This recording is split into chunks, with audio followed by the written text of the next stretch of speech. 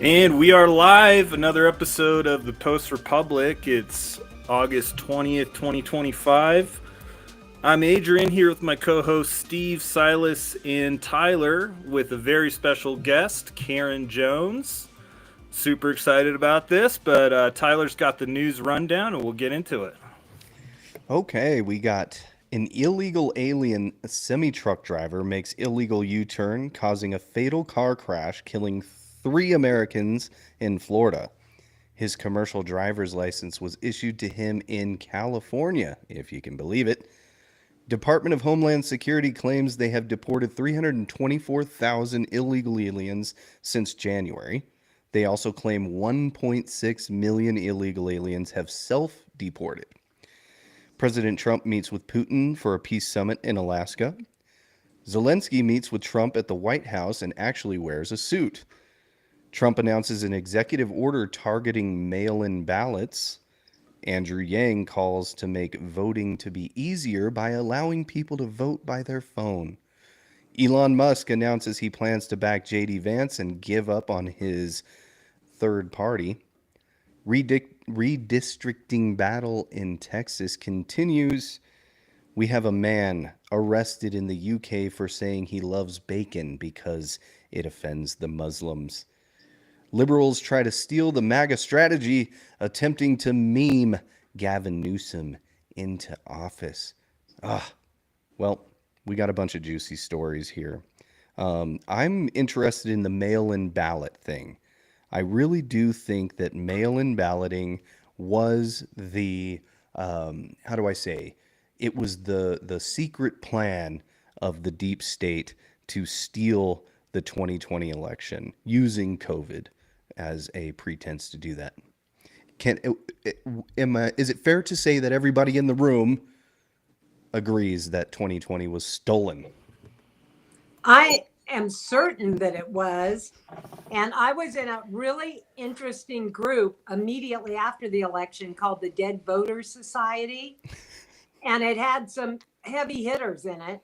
And I was only in there because, I have proximity to interesting people. So there were all kinds of people trying to reverse engineer results.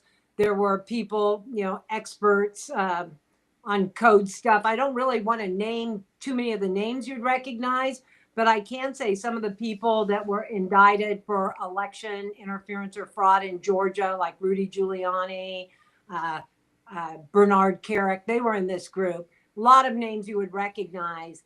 And my small contribution in the group, because I really don't have a lot of skills other than a memory and an obsession with politics, I helped a statistician from Claremont on the congregant living, where all of a sudden you had 100% return of those mail in ballots of these people who were locked down.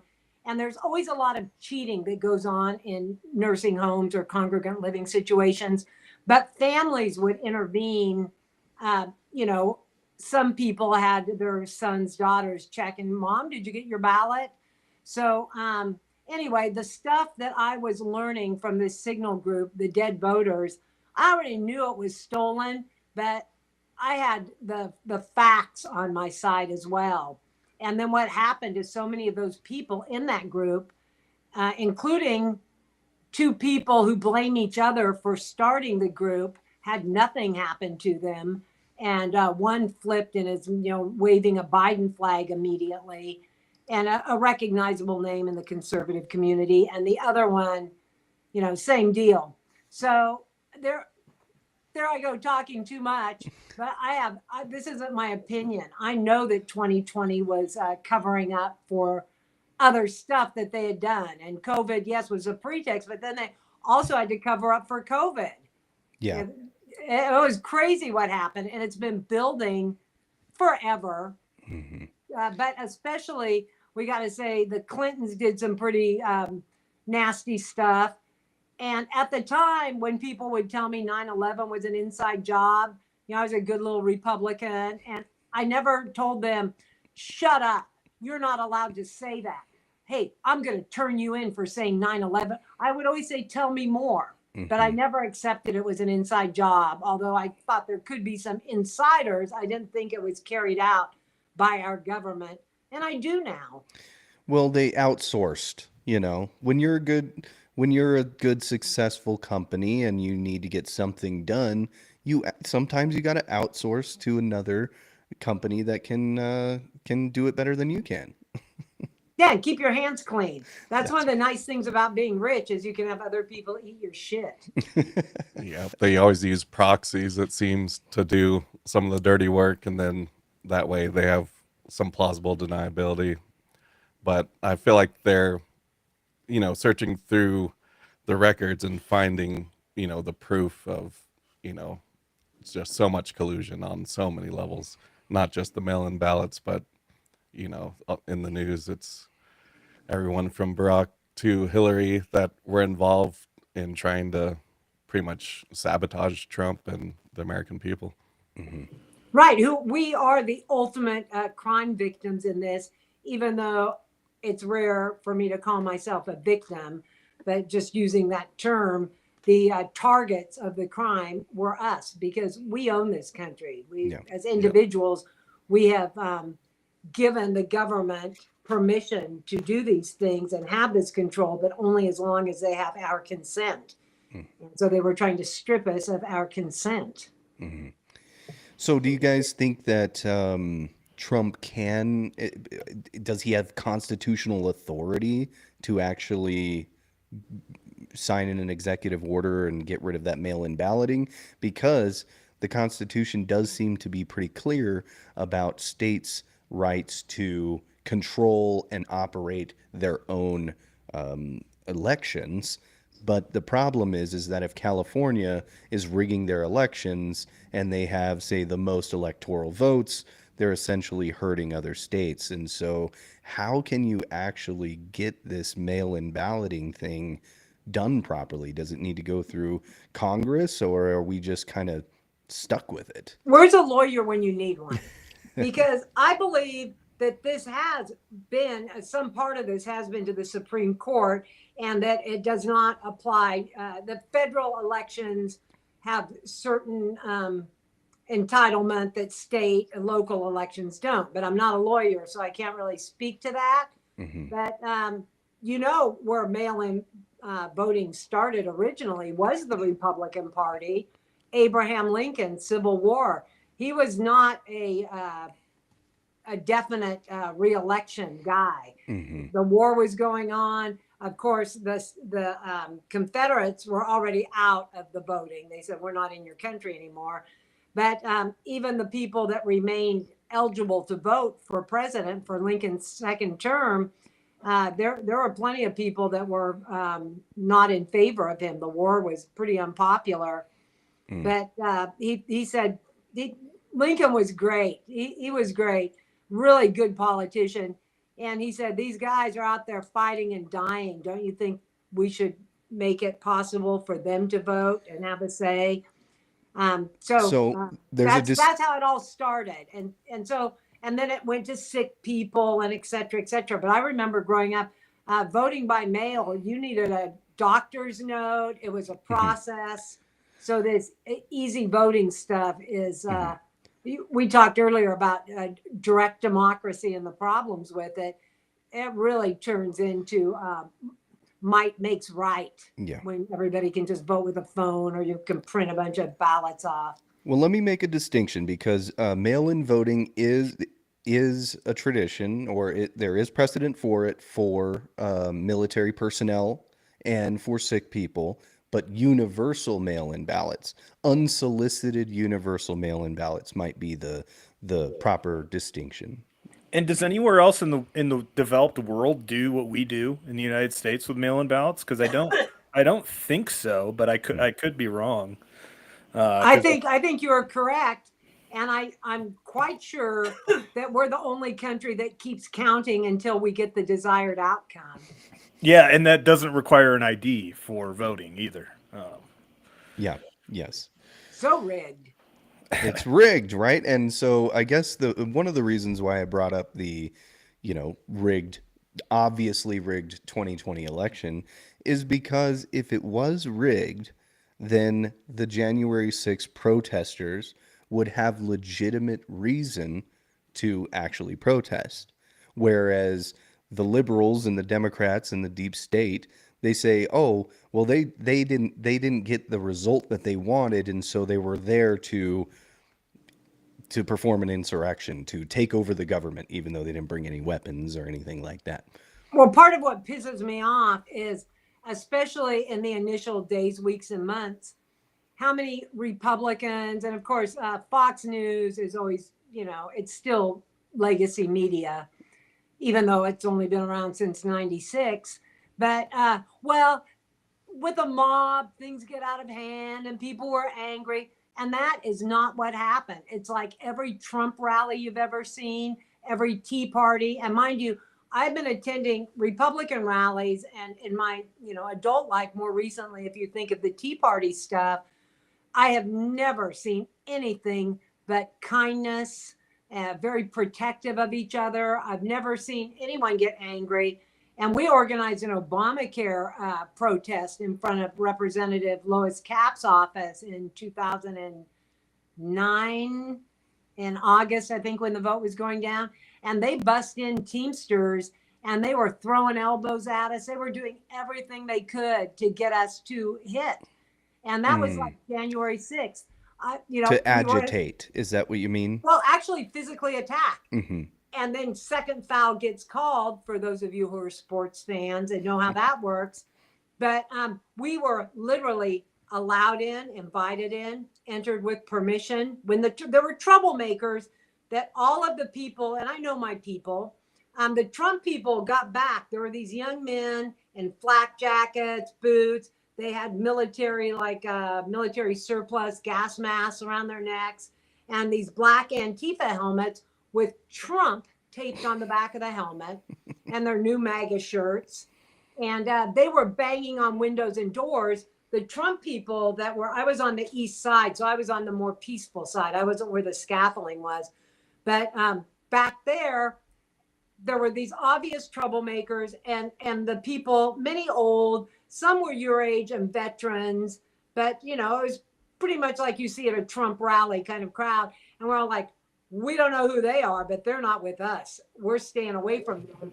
And so after about 20 minutes of, this is on the east side, these people banging and, windows and doors, these magnetic doors of the Capitol open. And these guys go in where they're kind of like military, where they all put the one hand on the shoulder and they all go in a line through the door.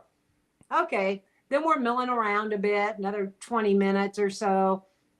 And then the velvet rope tourists that you saw pictures of, those kind of people start coming out the east side. They had not entered on the east side, but they were coming out, and we were greeting them.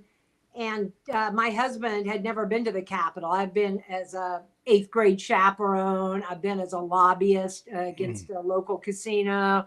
I've been as part of a press group for a friend of mine who was a reporter. So you're familiar with DC? Yes, and the Capitol. And it's always open on Wednesday afternoon.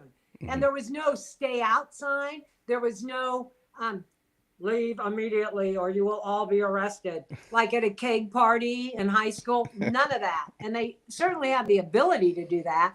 But so the bad people were gone, the obvious not Trump people, the people that looked like nice us came walking out. And my husband was so excited and other people were going in from our side. And I said, honey, do you want to go in? Because he had never seen Statuary Hall or the Rotunda. And so we asked the officers who had been nice. The Capitol Police at the doors on the east side had been very nice, with a couple of weird exceptions. But the main gaggles at the door were nice and polite and answering our questions. And when we asked, can we go in? Certainly, yes. I can't remember his words. I would like to get that tape of me being permitted after asking if we could go in. We walked in. It wasn't very crowded. And we saw a couple of weird things, one being a young, overweight guy standing on one of the benches in Statuary Hall saying, this is our effing house. This is our effing house. And all of the me people, the Trump people were like, get down, please. That's disrespectful. We don't stand on furniture. But we didn't fight with them about it. But that seemed weird. Mhm. And there was gas still that seemed to be coming from outside. We weren't really sure. So those of us that had a water bottle were giving it to people to help people wash their eyes out. But we were mainly talking like, yeah, this has been a weird day kind of thing. Then all of a sudden, more and more people started coming in. And I noticed a lady about my age, old, she was over 60 for sure. And she was screaming in a cop's face. And that's when I noticed that all the doors, it's a round room, and all the doors were filled up with police that I now know to be DC Metro, holding riot shields with the whole riot garb on. And this old lady was yelling at him, saying, effing pig. And I walked over to her stupidly and said, we're not here to protest the police. And he took his billy club and just slammed me across the belly with it. And I thought, oh my God, I've walked into a trap. Oh my gosh. And by then, the gas was coming in so thick, and I just needed to find my husband. It took me, we were never more than 50 feet apart, but we'd be talking to different people. I find him. We make it to the rotunda. It's like a sardine can packed in there. There's no way out. We asked the black uniform Capitol Police without the riot gear, that we're standing on the stairs. Is there any way out? Can we get to the door anywhere besides trying to make it through this crowd? And they just kind of laughed and said, nope, sorry. And then this really large young woman, not just fat. I mean, she was like, 6 foot, 220 kind. I can get you out. And she just like starts going. And normally I'm that chick, even though I'm little, I can always make it. But I took advantage of her kindness and offer of help. But on our statement of facts and arrest warrant, it said that we entered the Capitol by breaching a police line. We refused to leave when repeatedly asked. We got to the rotunda and we socialized for 30 minutes before finally exiting the building. Lie, lie, lie, lie. But it was such a clear trap. And I didn't think, as soon as I got back to my motel was when I realized there had been a riot.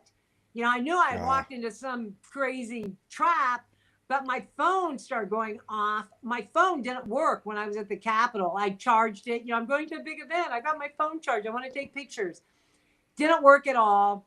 But when I get close to my hotel, my phone starts going off with all my friends back in Cal. Are you okay? And then I get to the hotel, and everybody that works at the hotel who welcomed us the day or two before was glaring at us. And anyway, went up, turned on the TV, and heard what they were saying. And some Israeli news producer called me and wanted me to go on air and describe it. And, I've never met a microphone I didn't like. And so I was going to do that. But then the producer said, okay, well, you're going to talk with whoever. This is all part of my Jewish side of the family that's, in Israel and connected in some way. And she starts asking me questions like, are you going to apologize? I said, I'm not only not going to apologize, I'm not going to talk to you because I see where this is going. And, this cousin in Israel that's like, has the suck over there is a little commie from Santa Barbara. I should have known better than to talk to anybody she was talking to anyway. But it's like the way it all played out. And then hearing everybody from Ted Cruz, Sean Hannity, all these so-called conservatives, That's denouncing behavior of people like me. Calling you guys domestic terrorists. Ted Cruz went on Fox News and called January 6 protesters domestic terrorists. And what a way to treat your actual constituents. Can I ask you a question? Constituents and some of the finest, what we found out, because we got a really connected lawyer, and we got to do all of our court stuff on Zoom, although we were supposed to appear for the sentencing. We had one of the hanging judges, Burl Howell. She is known for being as bad as all they are. She's as bad as any of them. And anyway, all the Zoom conference deals we went to, there would be 5 or 6 or however many squares of people, and they would have their name under like we do here. And so I was Googling each person, triple amputee motivational speaker, UFC champion, and I look at his whatever social media, and he's wearing an American flag with black guy, a congressional candidate in Ohio. They were the people that, like me, were always those people that were starting the tea parties or getting the Trump train going. They targeted the most active, informed constituents. Yeah. Well, let me ask you a question. So I'm very curious to know how they contacted you. So you were there at the Capitol, right? And then you ended up going home, I'm assuming to California. And then how did they contact you? Because some people had, armed feds kick down their door, basically.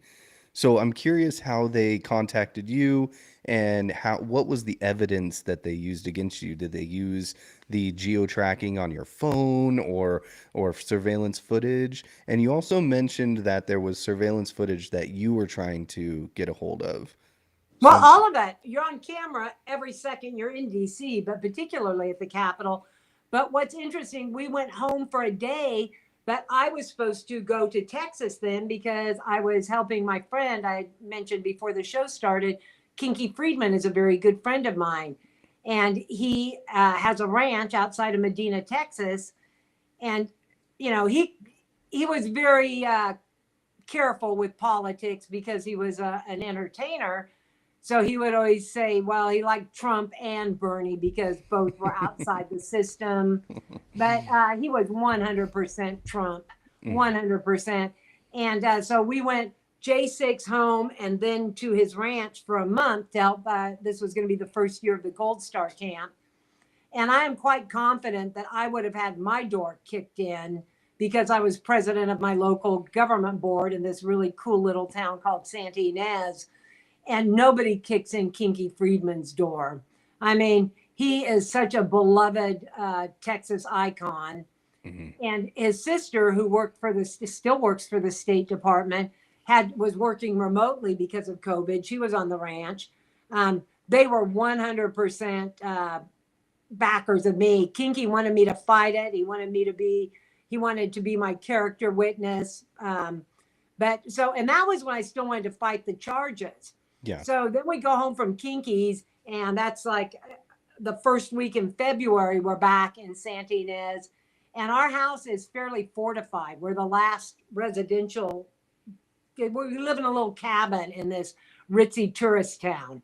So we have a fence, locked gates, and cameras around our house because of all the crime that the fake Indian casino has brought into our town. And so we see two guys with suits walk up, and I was getting ready to go to a class training for work. And I talked through the gate to the friendly suit. The not friendly suit was standing back about 15 feet. And I didn't open the gate. I just talked him through the gate and said, can I help you? And he said, oh, you're not in any trouble. We just wanted to ask you a few questions. I said, well, what about? He said, January 6th. I said, what about it? And then he said something so weird. He said, did you see anyone planting explosives at the RNC or DNC while you were there? And later, reading other people's, when you could go on the site and read other people's arrest warrants, that was a common question that they led in with. And they know I wasn't anywhere near there because of the geo-tracking, because of the cameras, the heavy security. But the way they found me was probably because on X, I'm like, hey, I'm going January 6th. Anybody else want to go? Google, Gmail, hey, I'm going. You want to go? Oh, yeah, that'd be cool. There were 5 of us that went and RSVP'd to the Stop the Steal rally, reserved hotels, went through TSA. Bank of America gave every ATM transaction to the federal government. They knew, and I did not try and conceal who I was in any way. I was proud to be going. And most comically, on my arrest warrant and statement of facts, when I finally got out of the Capitol, a lady was holding an open mic there and said, what'd you see? Said, well, my name is Karen Jones. I'm from Santa Ynez, California. And I never thought that I would be gassed by police in my Capitol. And I would just like to lead everybody in the Pledge of Allegiance now. And so I led the pledge, and then that was all I had to say. My arrest warrant, statement of facts, plea deal, all of it said that I said, my name is Karen Jones. I'm from Calabasas, in a way to conceal my identity. And by then I was off social media. You know, January 6th, all I did was Twitter, and I stopped that January 6th. And, but my daughter, you know, in her 30s, and her friends saw this video going around of me 2 years later when the sedition hunters identified me, you know, 2 years after the cops had come to my house. And in the sedition hunters stuff, they were circulating a video of me doing the open mic. And it said, my name is Karen Jones. And I'm and it was obviously tampered with tape. Wow. In my arrest warrant in a big box. It said, Karen Jones from Calabasas tried to conceal her identity by giving a false hometown. Anyway, it was just, they were using obviously fake. If anybody on the street could see that it was cut. And I can tell you, it wasn't just cut to make me seem like I was concealing my identity, because I give my name, but a town a whole hour and a half away from where I live. The real reason they did it is because they clipped in, I have my own video of it. My husband took a video of me leading the pledge. Well, the video they were using was from one of their people or sources. And they clipped my pledge little speech next to an idiot who was one of those fake people I told you about. And he was wearing a Trump flag as a cape. He had the helmet. He had the costume on. He wasn't a real Trump supporter. It's like, we breached the police lines. We were able to get in the Capitol. We've done it. He was saying all the things that they said we were trying to do. And I had no reason at all to go in the Capitol except to show my husband. I know Tony always likes to joke about that on Kill Tony. Oh, you were a tourist, right? But it really was a tourist thing at that point. The trouble had died down. We went all the way to Washington, D.C. My husband hadn't been there. So, I mean, my biggest regret was walking into the trap. Yeah. You know, that's my shame. But I'm very proud. And my children and my grandchildren, and it means a lot to me when it comes to grandchildren, because they're going to be old like me someday, and their grandchildren will be studying this whole Trump era and all the craziness around it. And my grandchildren will be able to say, Granny Snakebite and Grandpa Rob were there. They're part of that 1600 that paid the price. So like, you like, you know, not to get all religious about it, but it's like Simon being ordered to carry Jesus's cross. I don't think Trump is Jesus. I don't think I'm Simon, but it's these stories, these crucifixion stories. Yeah. So that's how I feel about it. And I'm glad it happened. And Judge Howe said I was without remorse. And that's the only time she said the truth in that courtroom. So you went into the Capitol pretty late in comparison to when everyone initially went in. It's kind of odd that they would have let you in if it was such an insurrection at that point. Wouldn't they have stopped letting people in? Like it wasn't just a flood. It was like a gradual flood. We're like, oh yeah, keep coming in. Like, well, now we know that there were people inside in costume and being led around, and the useful idiot shaman guy, you know, that guy. Who's turning out to look more like a Fed every day. I don't know. Right. Or he's just a attention whore, or who knows what his deal is. But he is a useful idiot no matter what's behind it. But those people were all in way earlier. And this is from memory. I should have, I'm so lazy. I should have drug out all my statement of facts and plea deal crap. But I believe we entered the building at 3:02 and exited at 3:17. It was like between 3 and 3:30. And one of the things that we had to swear to, under penalty of perjury, mind you, when we signed these plea deals, that we knowingly entered the building, knowing that it was restricted, and knowing that Mike Pence was in the building. Wow. And I'm like, I asked my lawyer, Mike Pence, who cares? And it's like, well, that's how they're getting around the fact it was restricted, was because there was Secret Service protected people in there. Mm-hmm. Well, the last time I had been at the Capitol, I was on a lobbying trip lobbying against the casino expansion in my town. And because I live in a place where I have interesting friends, one of them hooked me up with their relative that was a mega donor. And so I got access to a lot of things that I wanted of just as a regular old housewife citizen. And one of the things, we were eating in the Senate dining room and Trump was coming, and the Secret Service made us leave, but we didn't have to leave the whole dang building. We just, the hallways. So the Mike Pence thing, if it was really restricted because of him, they would have restricted probably the chamber, certain hallways. It was all a big lie. Everything was a lie about it. So And you watch the video, it's those same old violent loops of crazy people banging on doors. That is not what the people who were there saw on the east side. On the west side, people were calm, just like we were on the east side, but then they were getting pelted with rubber bullets and gas. And the people that were trying to save lives in the tunnel, when like Roseanne Boylan was killed, many of the people that were in prison for 4 years, their assault on a police officer was holding on to a riot shield and trying to lift it off the soon to be dead body. So did your husband get charged as well, or the 3 others that you went with? Well, we got separated and the other 3 wound up on the west side. And my husband was with me and we were charged together. And it's kind of interesting. We shared a court case. I don't know that that is true of other married couples.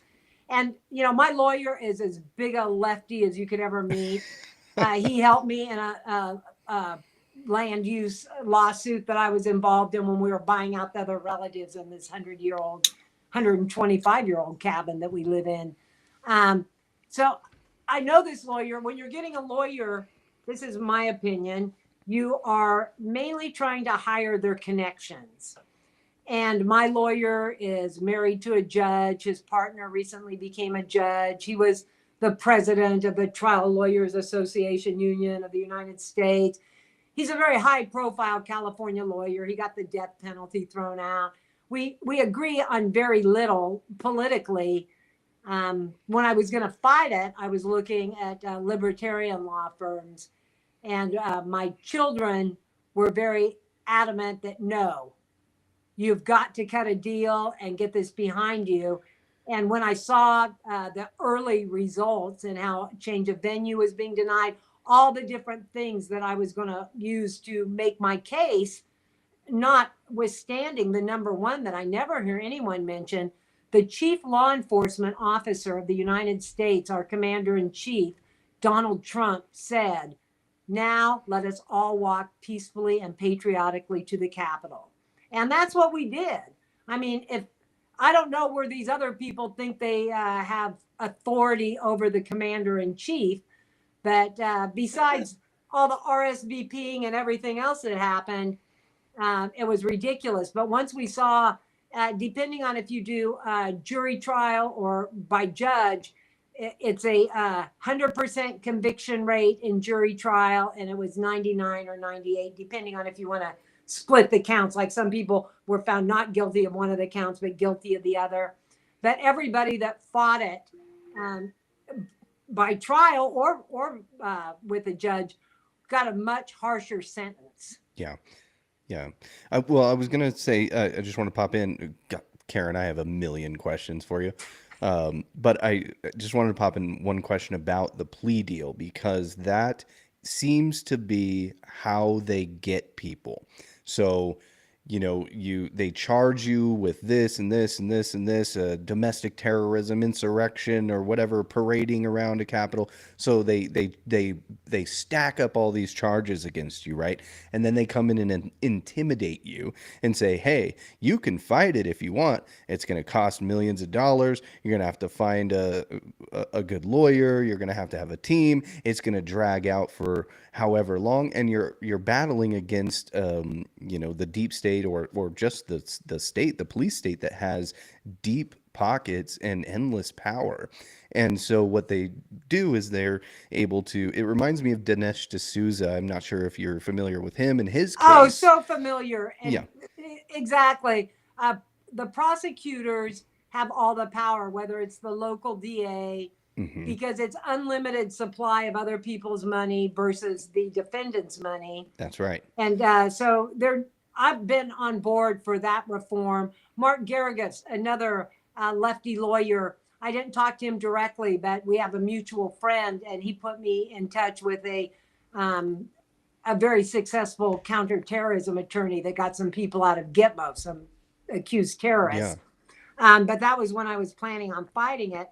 But they gave most of the people, I guess, I guess they could have charged me with hitting a cop with my stomach on his billy club. But this is me rioting. And so every single video you would see of me, and it's comical, I didn't wear a mask during COVID. You know, I knew that was all fake. But in the Capitol, I pulled my black turtleneck. It was very cold. So I had multiple layers of clothing on. I put a turtleneck because of the gas in there. And I covered my head and was just trying to get out of there without getting a head injury. So it would be really hard to make the case that my husband or I did anything violent. We never touched a policeman. We didn't touch other people.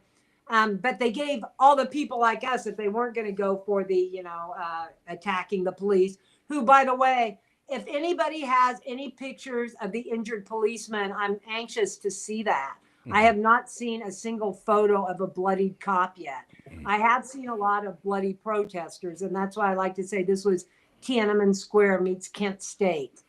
Because of the 4 deaths, of course, the Kent State comparison.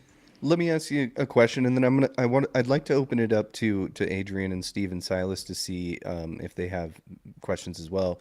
But my question is what was the plea deal, if you don't mind talking about it, and also how, because you were stuck in that decision to fight or to plea, right? And so how did you weigh those options, and how did you come to that conclusion to make a plea? I'm assuming. Well, for 2 years, it was kind of like Chinese water torture, because I knew I was going to be arrested. In the meantime, my son had been living out in Texas, and I've been going back and forth. And he and his wife decided to get a divorce. She wanted a divorce. She didn't like Texas. She didn't like country living much. So anyway, then I just stayed, even though I hadn't been arrested or detained in any way. My son had 3 small children and a home to maintain while he earned a living. And this also happened to be right at the same time Joe Rogan was opening the mothership. And my son had been going to Vulcan because he knew his marriage was in trouble, but he didn't know how. He just knew things weren't right. He was trying to make his wife love him again. He was like trying to work some stuff out. And he thought, hey, I'm by Austin. I'm going to go to the Vulcan. He loves Kill Tony. And so the week I got out, there was a week that he found out that his wife was having an affair. And my son was on Kill Tony and talked about his affair. He found out that his wife was cheating with a girl who had removed her breasts and took mustache pills. I think they call them trans men. I get if that's a trans man or a trans woman. But anyway, so there's a 30-year-old woman that did this, not a 13-year-old girl. And so my son's telling me, I finally found out what's going on in the marriage. Sophie came clean. She's having an affair with Elliot from the bakery. And he said, it's so weird because she said, and having your guns here scares me. And I said, well, I'll take all the guns off the property and lock them in my friend's safe. And when he said that, he said, I don't know why Sophie would ever be afraid of me, because my son, he's a sweetheart. If you saw him on Kill Tony, that's what Tony picked up on. He's a very gentle person.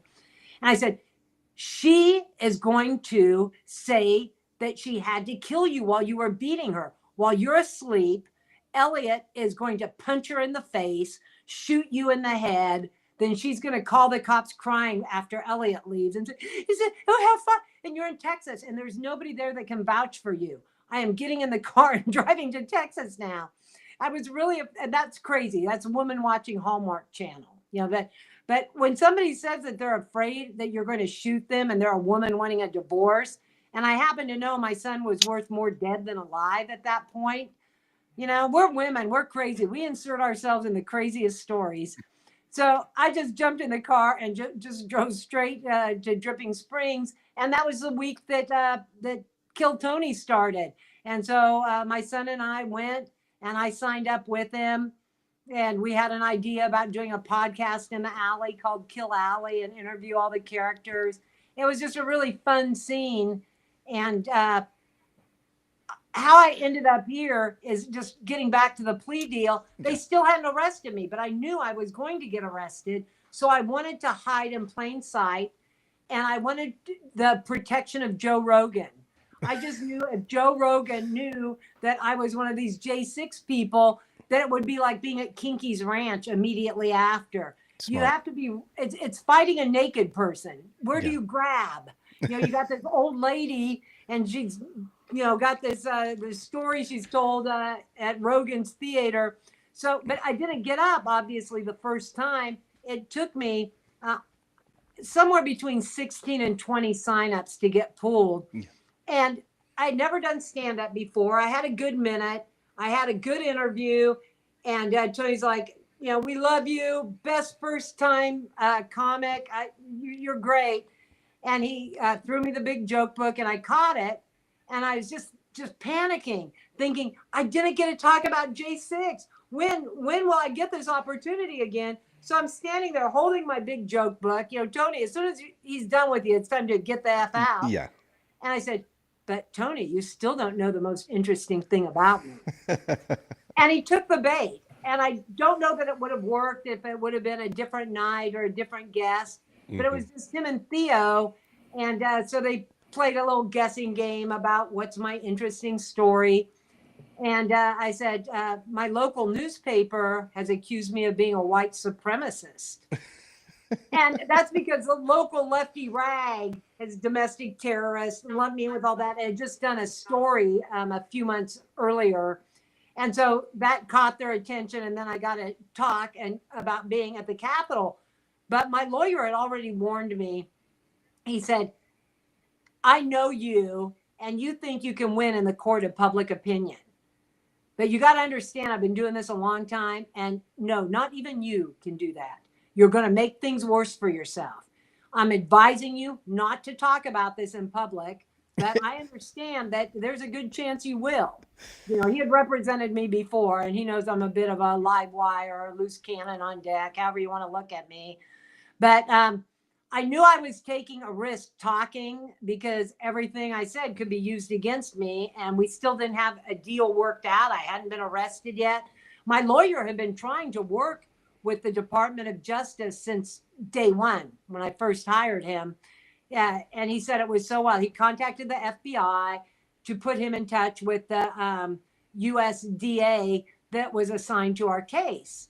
And it took him a few days to get back to him, which was unusual. And he said, the FBI said that no one has been assigned to your case, that the whole Department of Justice has been assigned to all the cases. And he said that's highly unusual. But my lawyer still didn't think J6 was anything worse than any other federal defendant. He just said, you have to understand that the prosecutors have all the power, blah, blah, blah. I think he came to believe me more toward the end of the case. He was so sure there was no way I was going to get any jail time. He had done a great job. But the deal, you know, once I knew I was getting arrested and went on Kill Tony, and then Tony Hinchcliffe and Joe Rogan talked about it on Joe Rogan's show. You know, I knew I was going to be arrested, but Tony and Joe were saying she was arrested for going on your show and saying that. But it's not true. You know, if you listen to the Department of Justice, and had Biden, or Kamala won, they would have arrested our three friends that were on the other side and didn't enter the building. They were going to arrest everybody who was anywhere in their geofence around the Capitol. Who knew that the sidewalk or the square cement area was, a restricted space? It's pretty crazy how little notice that they gave. Because as a lowly community service director on my government board, we had to give notice, if we were, putting new toilets in the bathroom. Anything you do, you have to notify people and give them an opportunity to participate or at the very least comment. And that's specific to California law, but it's also consistent with sunshine laws regarding the federal government.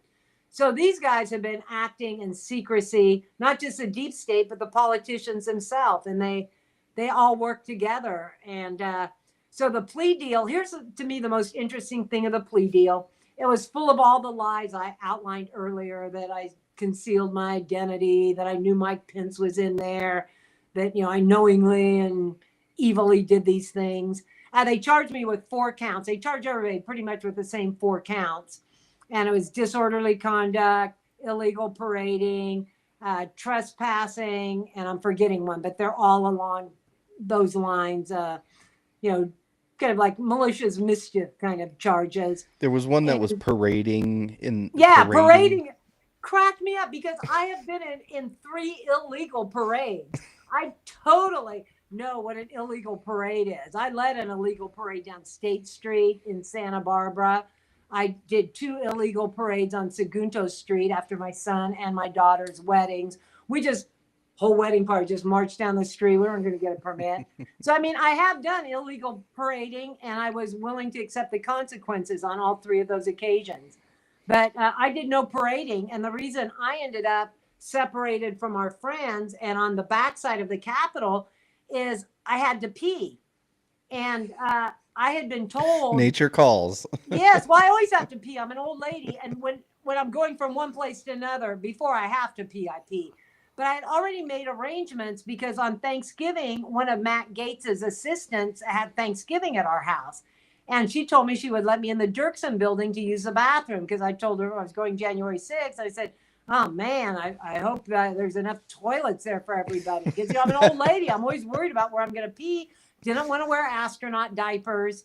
Not that I ever have, but I think I'm about that just hopefully to comfort you. I think about that all the time. I'm like mapping it out in my head. Okay, I'm gonna have to pee at some point. Okay, is there a Starbucks around or something like that?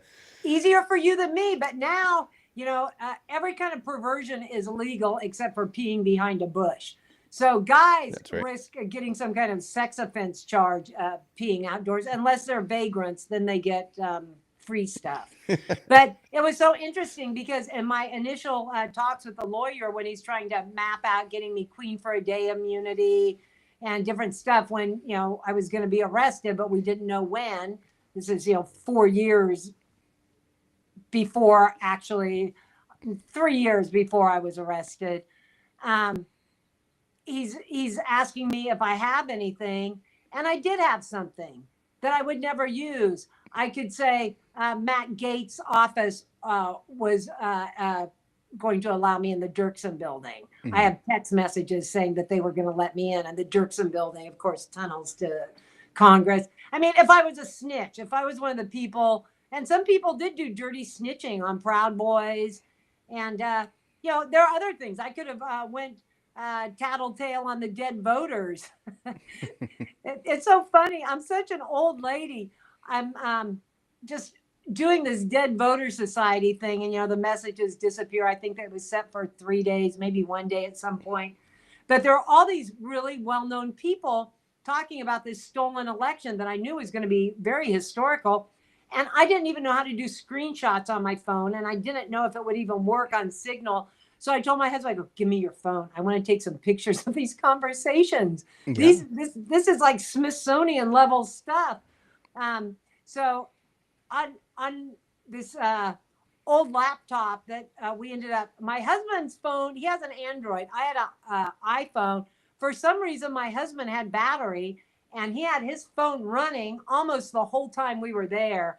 It looks like 5th generation Chinese filmmaker, all this red, tapestry stuff. Someday I'm going to make a beautiful documentary. But anyway, wherever I was going with this, in the plea deal, I had to pick the one that I felt the least like the liar agreeing to. I was not parading. I was not disorderly. Yeah. I was not whatever the other one was.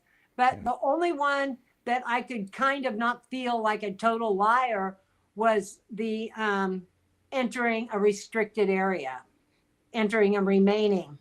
That could And be fair. Is that what you mean? That could be a no, that fair I didn't charge? want to be a liar. People are Yeah. going, lie. They're liars. You're lying to liars. Just say, yeah, I did it all and Mm, agree and get off easy and live to die another day. mhm. But, I felt bad for not fighting it. And still, we went to January 6th reunion on Memorial Day in Fredericksburg. And there were, a lot of people there who had been in prison for 4 years. And Yeah. I feel kind of like my husband feels for taking a draft deferment during the Vietnam War. Mm, Like I felt a bit like a pussy yeah. for not fighting it, but I felt like I fought it by going on Kill Tony. I know that I got my stricter sentence because I said in front of millions of people, no policeman died that day. And Red Man fact checked me, and oh, gee, I was right. Yeah. And so every time I went up there, I told more truth. And Tony would always, yeah, yeah, they invited you in. Sure, you just can go. And he played the devil's advocate to my story.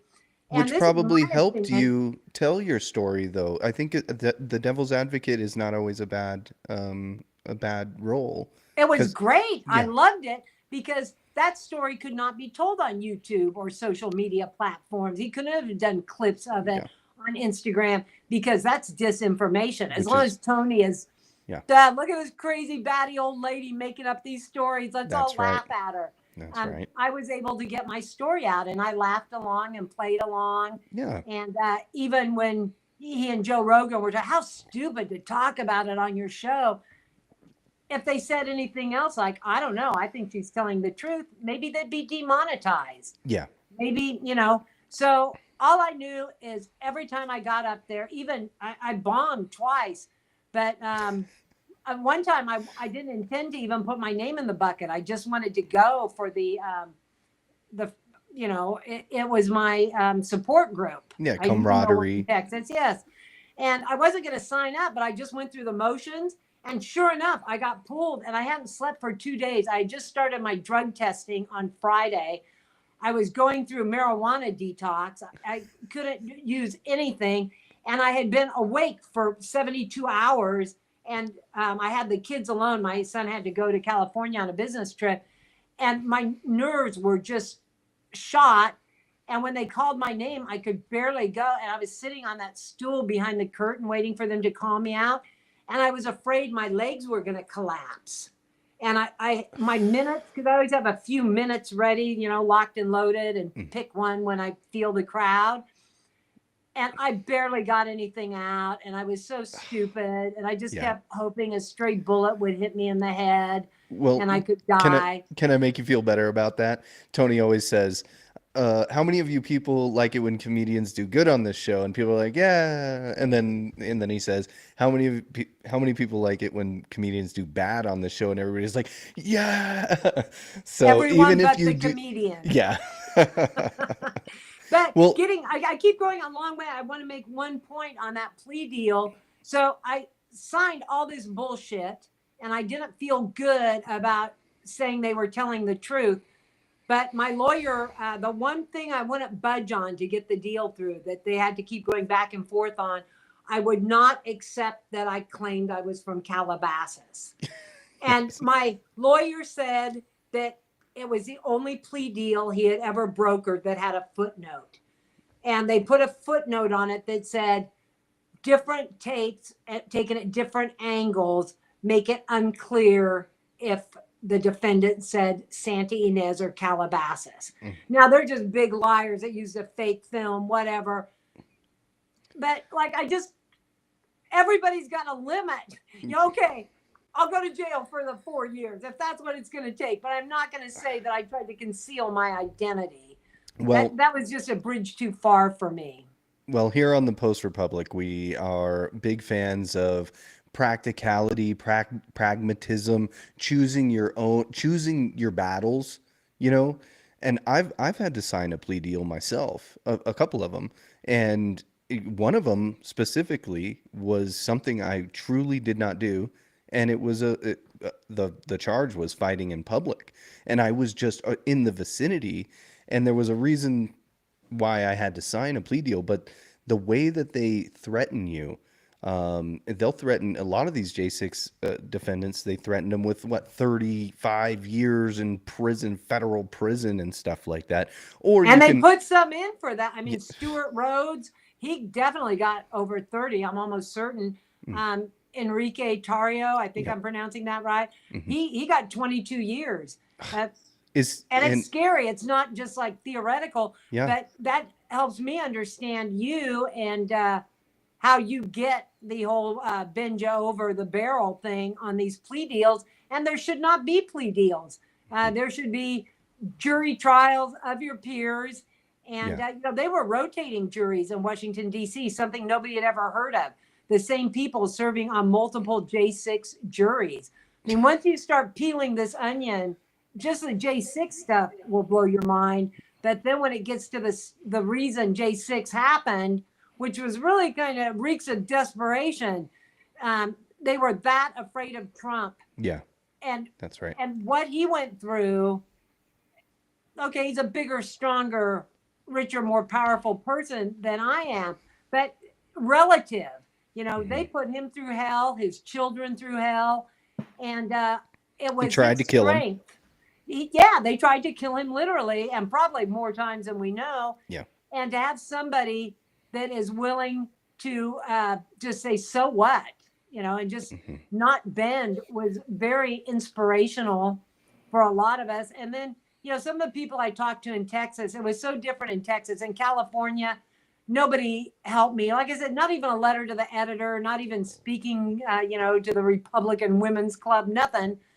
In Texas, people not only thanked me for my service, but I had an opportunity to go out to Demolition Ranch and talk with Tim Kennedy and Adam Johnson, the lectern guy, Brendan Herrera, who's running again for the congressional district. He's running again, huh? Yeah. Okay. He came so close last time. I think he's going to win this time. But I got to talk to all these people. And in Texas, like, I didn't have to convince anyone of what happened. The Black Rifle Coffee guys, I've been on Drinking Bros podcast a couple times. They, people who are well informed and understand, who have been through something like having to sign a plea deal that was pure BS. I think people in the military, like my son-in-law, understand and were a lot quicker to not doubt me when I said it was a trap, it was a cover-up, Yeah, what was that like, Karen? You experienced January 6th, in your own experience of it, and then you have to deal with this alternate reality almost that's created on the spot by the media and all these political figures about it's the worst thing that's happened since 9/11 or the Civil War, all this absurd exaggerations of it. What was that like to, be at the event, and it is a mostly peaceful protest or just an unannounced, tour of the Capitol, and then you go home and you're a domestic terrorist? Like, how jarring was that for you? Well, I wasn't surprised by the media because, I haven't had cable news. Fox News, I've never liked most of the people on it. I would watch it more than I would other news. But I've always been more of an alternate news person and liberal news. I subscribe to Mother Jones, to Spy Magazine. I like to know what other people are saying. I like to watch MSNBC and have a laugh. But the thing that hurt me, all the people that I thought knew me better than that would say, well, sometimes when you're in a mob, people get kind of worked up. And that's not what happened. We were all calm, peaceful. And even when I was hit and gassed, and I didn't click on anything because, I didn't watch any J6 stuff. I knew I was under investigation. And sure enough, about the time we were arrested, either shortly before or after, we were notified by Google that our entire search history off all of our electronic devices, desktops, had been submitted to the United States government. And I'm glad I've always been a responsible user of the internet. I don't watch porn. And I knew the J6 stuff, I was curious. Normally, I would have been reading about that had I not been there.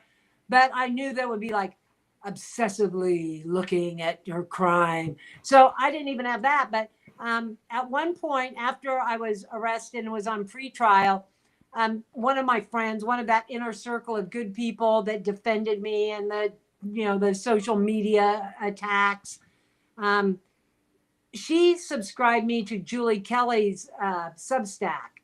And Julie Kelly did the best investigative reporting on January 6th. And I clicked on a link on one of her articles that said protesters were attacked by police on the east side of the Capitol. They were the ones being attacked. And I just clicked on one of the videos she posted, and about 10 or 20 seconds into watching it, I come into the frame and I'm being shoved by multiple officers, kind of like a pinball machine. And I had forgotten about being shoved because I had just been hit and gassed, and I was looking for my husband, but I was just being shoved. And I just, once again, I'm just protecting myself. And then I saw a young man about the age of you guys, he's probably, I don't know how old you are, but somewhere in the 40, 35 to 45 age group, stand between me and a policeman. And there was no videos, none of those closed circuit TV clips. And he was defending me. I could tell he was like, what are you doing to this old lady who's protecting her head? You don't need to be shoving her. And then, I move out of frame and he moves out of frame, but it still puts a lump in my throat because it was people like him that ended up being in prison for 4 years awaiting trial. And their crime was not liking to see grandmas getting shoved around by police in riot gear. So you end up becoming an enemy of the state just by voicing your own opinion off of an obviously stolen election, right? And I just taken my oath to uphold the Constitution. And I mean, whether it's a marriage vow, an oath, because I've just been elected to my local community service board, when I take an oath, and I can be full of shit any other time, but when I say something, on my honor, I take it very seriously. And part of going January 6th, I knew that the election was stolen, and I had a duty as a United States citizen to protect the Constitution. And I wasn't going to try and stop anything from happening, but I wanted people to see a million of us. Mhm. I plug in my charger. I wanted people to see, and I wanted the politicians to know that we weren't ballots, we were human beings. And when you count the people, you're going to get a much different number than those ballots. Yeah. And certainly that's been proven true, because how did Joe Poopy Pants Biden, who couldn't even win a primary, he was so Obama sock puppet. How did he get 81 million votes, more votes than anybody in the history of our country? More votes. It's ludicrous. More black votes in Chicago than Obama. I just want to point that out. Absolutely impossible. That's right. I know that Trump won. He won 3 elections. Yeah. And so I'm friends with a lot of younger people, young men particularly, my daughter's old boyfriends, my son's friends. So we talk politics a lot. And a lot of them were Democrats who turned Bernie bro, who turned pretty independent, which is kind of like a nice trajectory as I watch them go through their 20s and 30s. But in talking about it, it was just so clear to them that the election was stolen. Yeah. It's at some point, people who don't have a strong right-wing bias, and one of the main people I talked to is a guy that he does film score for movies you would have heard of. We talk all the time, and he voted for Hillary in 2016. His whole life, his dad is an attorney, his mom's a therapist, California born and bred. And this guy did not vote for Trump in 2020. He just didn't vote at all. And then in 2024, he voted for Trump and felt really good about it. And I think that's true of a lot of people who who take things seriously, that pay attention. He definitely is pro social safety net. We disagree on a lot of things, which is good. I think we started this conversation talking about it's good to have a diversity of ideas and have diverse opinions. That's great.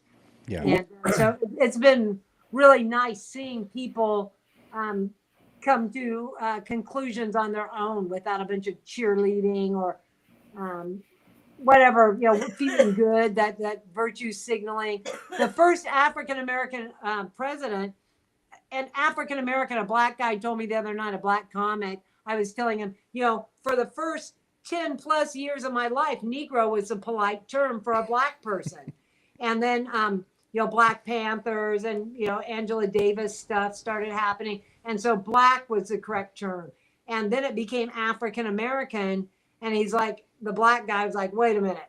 That was faculty lounge stuff. Black people have always said black. Blacks don't say, oh, I was another African American. And I think that that's really true.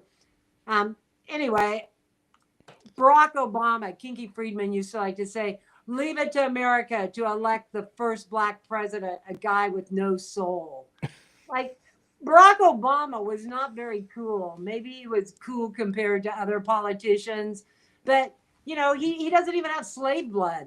I never voted for a Bush in a primary. I voted for Alan Keyes in both the George W. Bush primaries. I voted for W in the general. It gets down to the lesser of two evils. But I voted for Buchanan both times in the primary against Bush the Elder. I voted for Bush the Elder in the general. But anyway, Well, Barack that's Obama interesting. isn't cool, but he did get that third term with Biden.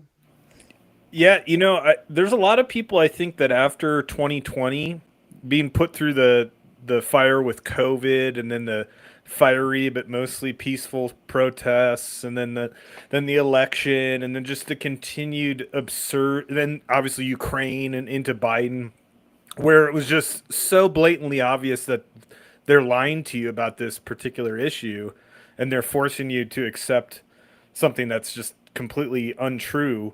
I think a lot of people who were in the middle or more independent or maybe, like how the Democrats used to be, at least in their head, um, turned to Trump because it was like, this is my only option at this point. If I'm going to be politically active, what's going on now is just such an upside down world.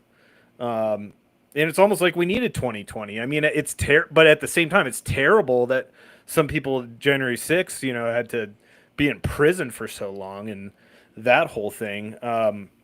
But yeah, I mean, I don't like.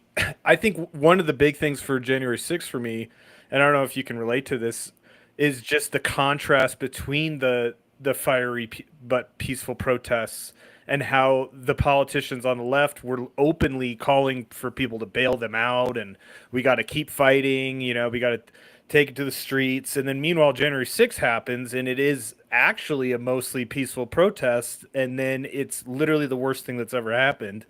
And like, what was that also jarring? I mean, did you obviously, the media is biased and, are so many of the politicians on the left are just completely lying out of their mouth about everything.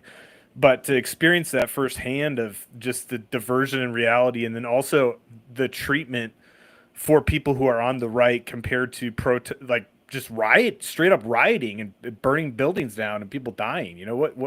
How did that feel when that was going on? I have a big sign hanging in my yard at back in California to put everybody. We do events there, and no crybabies, no tattletales. And so, even January 6th, I had so few moments of anything, like even the bitterness that I've expressed towards the so-called conservatives of California. I'm not really that bitter. I really like that "How do you like me now" thing, and all of it, just making fun of it from the get-go at open mics, just saying, Yeah, people are saying January 6th was like 9/11. And yeah, they were both inside jobs. I get that. But it was really more of a George Floyd situation because of people being killed by police violence. But yeah, there are differences there too, because the two women killed weren't doing fentanyl. You know, like I would just joke off at the comparisons. And I'm so fortunate to have it in my DNA and in my upbringing that the life you get is the life you make. And so I've got a fighting heart. And if people, you know, I I did not have my heart in running for a third term, but I also understood that so many people didn't want me to run for office again. And one a colleague that I care a lot about that I didn't know him before we served together, but I taught him a lot and he helped me a lot. He said, please, one more term, because otherwise things are really going to go in the wrong direction. So I went ahead and ran, but then I was sentenced and I was not allowed to attend meetings in person. I couldn't fly home and campaign. And I didn't just come in last, I came in dead last. And it always stings to lose elections. That wasn't my first loss. I have, lost twice running for county supervisor, but I always did it on my own dime. I never had the Republican Party backing me. And I thought, for $2,000, I can buy a microphone and these two stiffs, the Democrat and the Republican, admiring themselves in the mirror while they debate each other. I can go in there and throw down some truth bombs. And, I love those forums and I made the forums great. People don't like wasting their vote on somebody that's not backed by one of the two parties. Got to quote Kinky Friedman again. He called the Democrats and the Republicans the Crips and the Bloods. Matter of fact, probably, if you haven't heard of Kinky, probably the thing he was most famous for outside of his writing was he ran for governor of Texas as the first independent candidate. And he ran against Rick Perry in 2006. And he lost rather badly. He only got like 14% of the vote. But what was cool was, I think it was the Austin Statesman or whatever the big paper is, the top of the fold, big picture of Kinky was a cartoon, crying because he lost. Kinky always captured the media. And he told, you learn a lot doing music stuff. And I've done a lot of events with Kinky, and I've also produced some shows on my own. And I've been interviewed for political stuff when I was running for office. And the media always tells the story they want to tell. If you're expecting them to quote you accurately or portray the point you're trying to make accurately, you're a neophyte. That's just how the media works. And it seems like, oh my goodness, this wonderful institution, journalism, has went to hell. It went to hell from the beginning of time. It's just better. Like after World War II, people acted better for a couple decades, but everything eventually goes to crap. It's a life cycle. Yeah. Well, it seems like conservatives, Republicans, the MAGA people are learning that you kind of have to fight fire with fire. You do need to use the court of public opinion, like you mentioned earlier. You do need to use media to your own advantage. You do need to shape narratives and stuff like that. And I think the Republican Party of yesteryear was kind of we're better than that. We're not going to stoop to their level kind of thing. And it's like, well, at the same time, while you guys are sitting on your hands, the crazy satanic lefties are taking all the power. And so, well, hold it there. I have to interject something go. Because I'm a huge fan of Abraham Lincoln, and something I have not disclosed yet. My great grandmother's uncle was Lincoln's chief of staff, John Nicolay, and that was part of my interest in Lincoln and the Civil War stuff. But little do people know, Abraham Lincoln was as Slick Willie. And I love him. He was great. And he ended slavery, but he bought a German newspaper to get the German vote. So Republicans, as I said, they also did the first vote by mail, and rightly so. Absolutely, soldiers should vote. But I'm saying Lincoln was quite a clever politician. And so Fair. Fair. Republicans got away from that, and maybe we were stuck in that post World War II crew cut. We don't cuss. We don't like people who smoke dope, kind of Okie from Puritanism. Muskogee, kind of. Although not Okies, I think most of those guys voted Democrat if they voted at all. The boomer hippies. Yeah, the boomers, the squares, and being a California boomer, I'm a bit of a mix because we had spoken earlier about the people that go to the frontier are a special kind of people. They're tougher because you've got to survive it if you're doing that Oregon Trail, whatever it is. And, I'm multi-gen California on both sides. So my people were tough. And I believe that we all have it in us, in our DNA. I think DNA matters. I also think your upbringing can beat some more of that into you. But, time to toughen up, Buttercup. Oh, Jonathan Turley, I like reading his legal opinions. And he said, buck up, Buttercup, as a headline recently. And I like that too. But yeah, toughen up and don't play dirty, but play tough and call people out. And also I called that anti-bullying campaign when it first started. And I was trying to tell people, no, this is a way to stop speech. Bullying is a healthy thing that happens. We've all been a bully and we've all been bullied. It prepares you for adulthood, for that crappy boss and that crappy neighbor. So anyway, people need to start saying stuff that we heard as children, we who were raised by the people who defeated Hitler. We were, sticks and stones will break my bones, but words will never hurt me. And another thing people said a lot was so.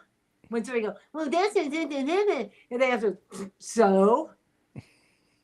We didn't go, well, I was just trying to, no explaining, no complaining. Just what's your point? And also, why are you giving me this information now? Instead of saying, they said what? They did what? We need to start emulating those World War II guys that came back, these farm boys, dropped to parts of the world when they'd never left their hometown, and just the gore. And there were no student deferments. Everybody who raised me, some had desk jobs, some were in quiet parts of the South Pacific, but a huge majority of this country was subjected to a kind of horror that we cannot imagine. And it's why when people talk about civil war or wanting to take it there, it's like, no, you don't. Well, they call it the greatest generation, right? Yeah, well, a commie called it that Tom Brokaw. I mean, that's it.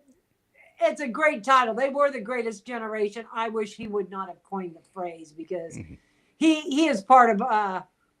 He was not part of the greatest generation, nor he's kind of in between that. He's older than a boomer, too young to fight, and too old to be cool. Just like Joe Biden. Yeah. Oh, well, I think Biden would have been too young for World War II. He could have possibly Korea, but he kind of fell in between the Korean draft and the Vietnam, if age is right. My father right now would be 94 years old. Yeah, and he was Korea. So Joe Biden was a lot closer to the Vietnam, but pre-heavy drafting. My husband is 73 next month, and he had a student deferment. So if you're younger then Peace with Honor happened in 72. So if you are younger than 70 and you're claiming to be a Vietnam vet, you're full of shit. You get a lot of that from the homeless. I worked at a county mental hospital. A lot of them claim to be Vietnam vets. That's against the law. That's stolen valor right there.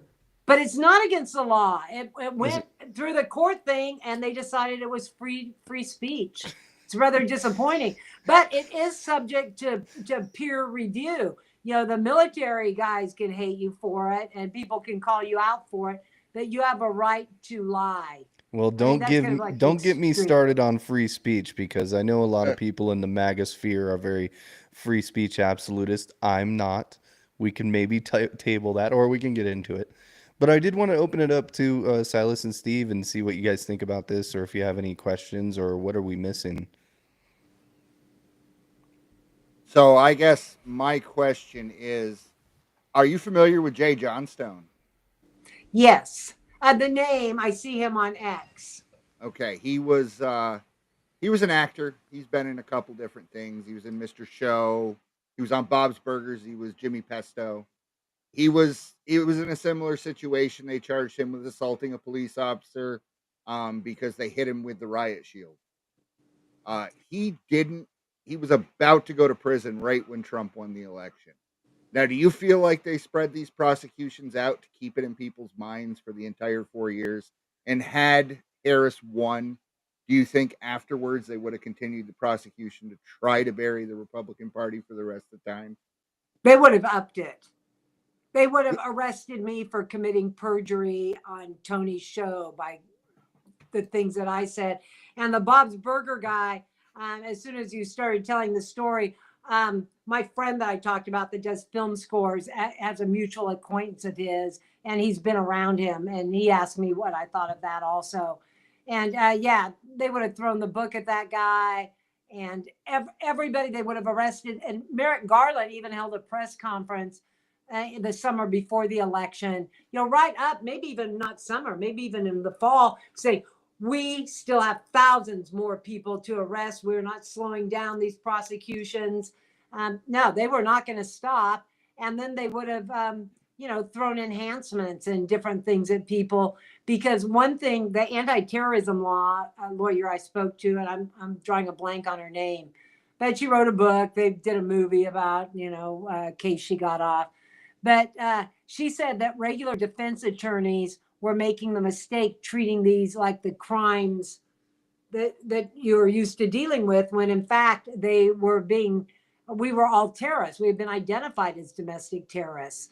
I mean, how wonderful was it that Tulsi Gabbard got put on the Quiet Skies list, because that made it so much easier for her to believe what was happening. I mean, I think she was probably already wise to it, but it made me skeptical of Marco Rubio, who had been on the Intel committee, being placed in the cabinet. But I think Trump is playing a real smart hand here. He went in and he listened to a lot of corrupt Republicans last time, and he's still probably getting played here and there. But I think he has a strong game plan going in. But to Steve's question, no, they would not have just continued. They would have done it harder, because Oh yeah, Yeah. you got to break the back. Getting back to the sports analogy stuff, it's not enough to just get a comfortable lead. You need to decimate. You need to make sure that there's not a chance of them coming back and winning on a Hail Mary. You've got to destroy the other team. which is what happened. But what I'm saying is, do you think they strategically spaced everything out as opposed to just rounding everybody up close to at once? So why Oh, they? hell yeah. That was the more important part of your question. Why is the FBI coming immediately and then just like having this rock hanging over my head? And then finally, when it will be a year till the election, arrest me, play out the negotiations for a year, and then my sentence starts in September, right as the amateurs really start putting up the Trump signs and doing the Trump trains. They had to take out all the people like me and the other 1,500 and some people. We were the people that organized the events, that led our local community agendas. It was very important. And so they did stagger it. They did some hard hitting up front to let everybody know they meant business. Like Enrique Tarrio, please correct me if I'm mispronouncing his name. I've only read it. I've never That's spoken correct. to him. Okay, that guy wasn't there. He got out of town before it happened. He was not involved in any conspiracy. And, once again, you compare that to the BLM stuff, but they hit him hard and pretty early. Other people, Stuart Rhodes got hit real early. And a lot of the people, the J6 choir guys and those people that were in that horrible gulag, as they call it, they rounded up enough people to make sure the rest of us took plea deals. and they staggered the arrests and they timed the negotiations. And my Judge Burl the Pearl Howell said, I do not, that the prosecution asked for actual jail time. And she said if she gave me jail time, she would be limited to, by the sentencing guidelines, to only give me 1 year of supervised probation. And she wanted to keep me out of participating in as many election cycles as she could. She said, I do not want to give her community service because she will continue telling her lies. And so they put me in house arrest. And, Tony joked about, well, house arrest on 5 acres. No, I couldn't leave my granny flat. And to this day, I pause at the threshold of any door I'm crossing, particularly the back door, which is the door that I violated my threshold a couple of times on house arrest. Once on accident, cleaning my cat litter box because, I had to keep my cat in the house. And I accidentally stepped over to put the bag in. And anytime you violate it, it sets off an alarm. You got to go take a drug test. They treat you as though you, were Bonnie of Bonnie and Clyde or something. And the other time I violated it was a dog was attacking a worker who came to repair a dryer. The partner went outside. I'd warned them about the dog, but they were monolingual. And she stepped outside before I had time to stop her. And Cujo jumped on her and bit her. And I jumped out with a broom and started beating the dog. Well, that's And, what happens when you call your dog Cujo. I just called the dog okay. Cujo. Like, it just, what can I say? It was a dog that had been through a very traumatic divorce. It's a lesbian owner had run off with the trans baker. The dog was very confused and had been acting out. And let's face it, a lot of dogs are racist. Yep. They're not trained that way, but if they're, they're very smell sensitive, and it's like, you don't smell like my people. Mm-hmm. Protection mode. This was one of those great big, big shepherd dogs that, anyway. But that caused me, I had to drive into the city of Austin, pay anywhere from, $25 to one time the parking went up to 50, and I just chanced street parking far away. But the process is the punishment. You hear that cliche a lot. Yep. Everything they do. Oh, the worst part, the drug testing, nothing to do with drugs. And yes, I've smoked marijuana almost my entire life.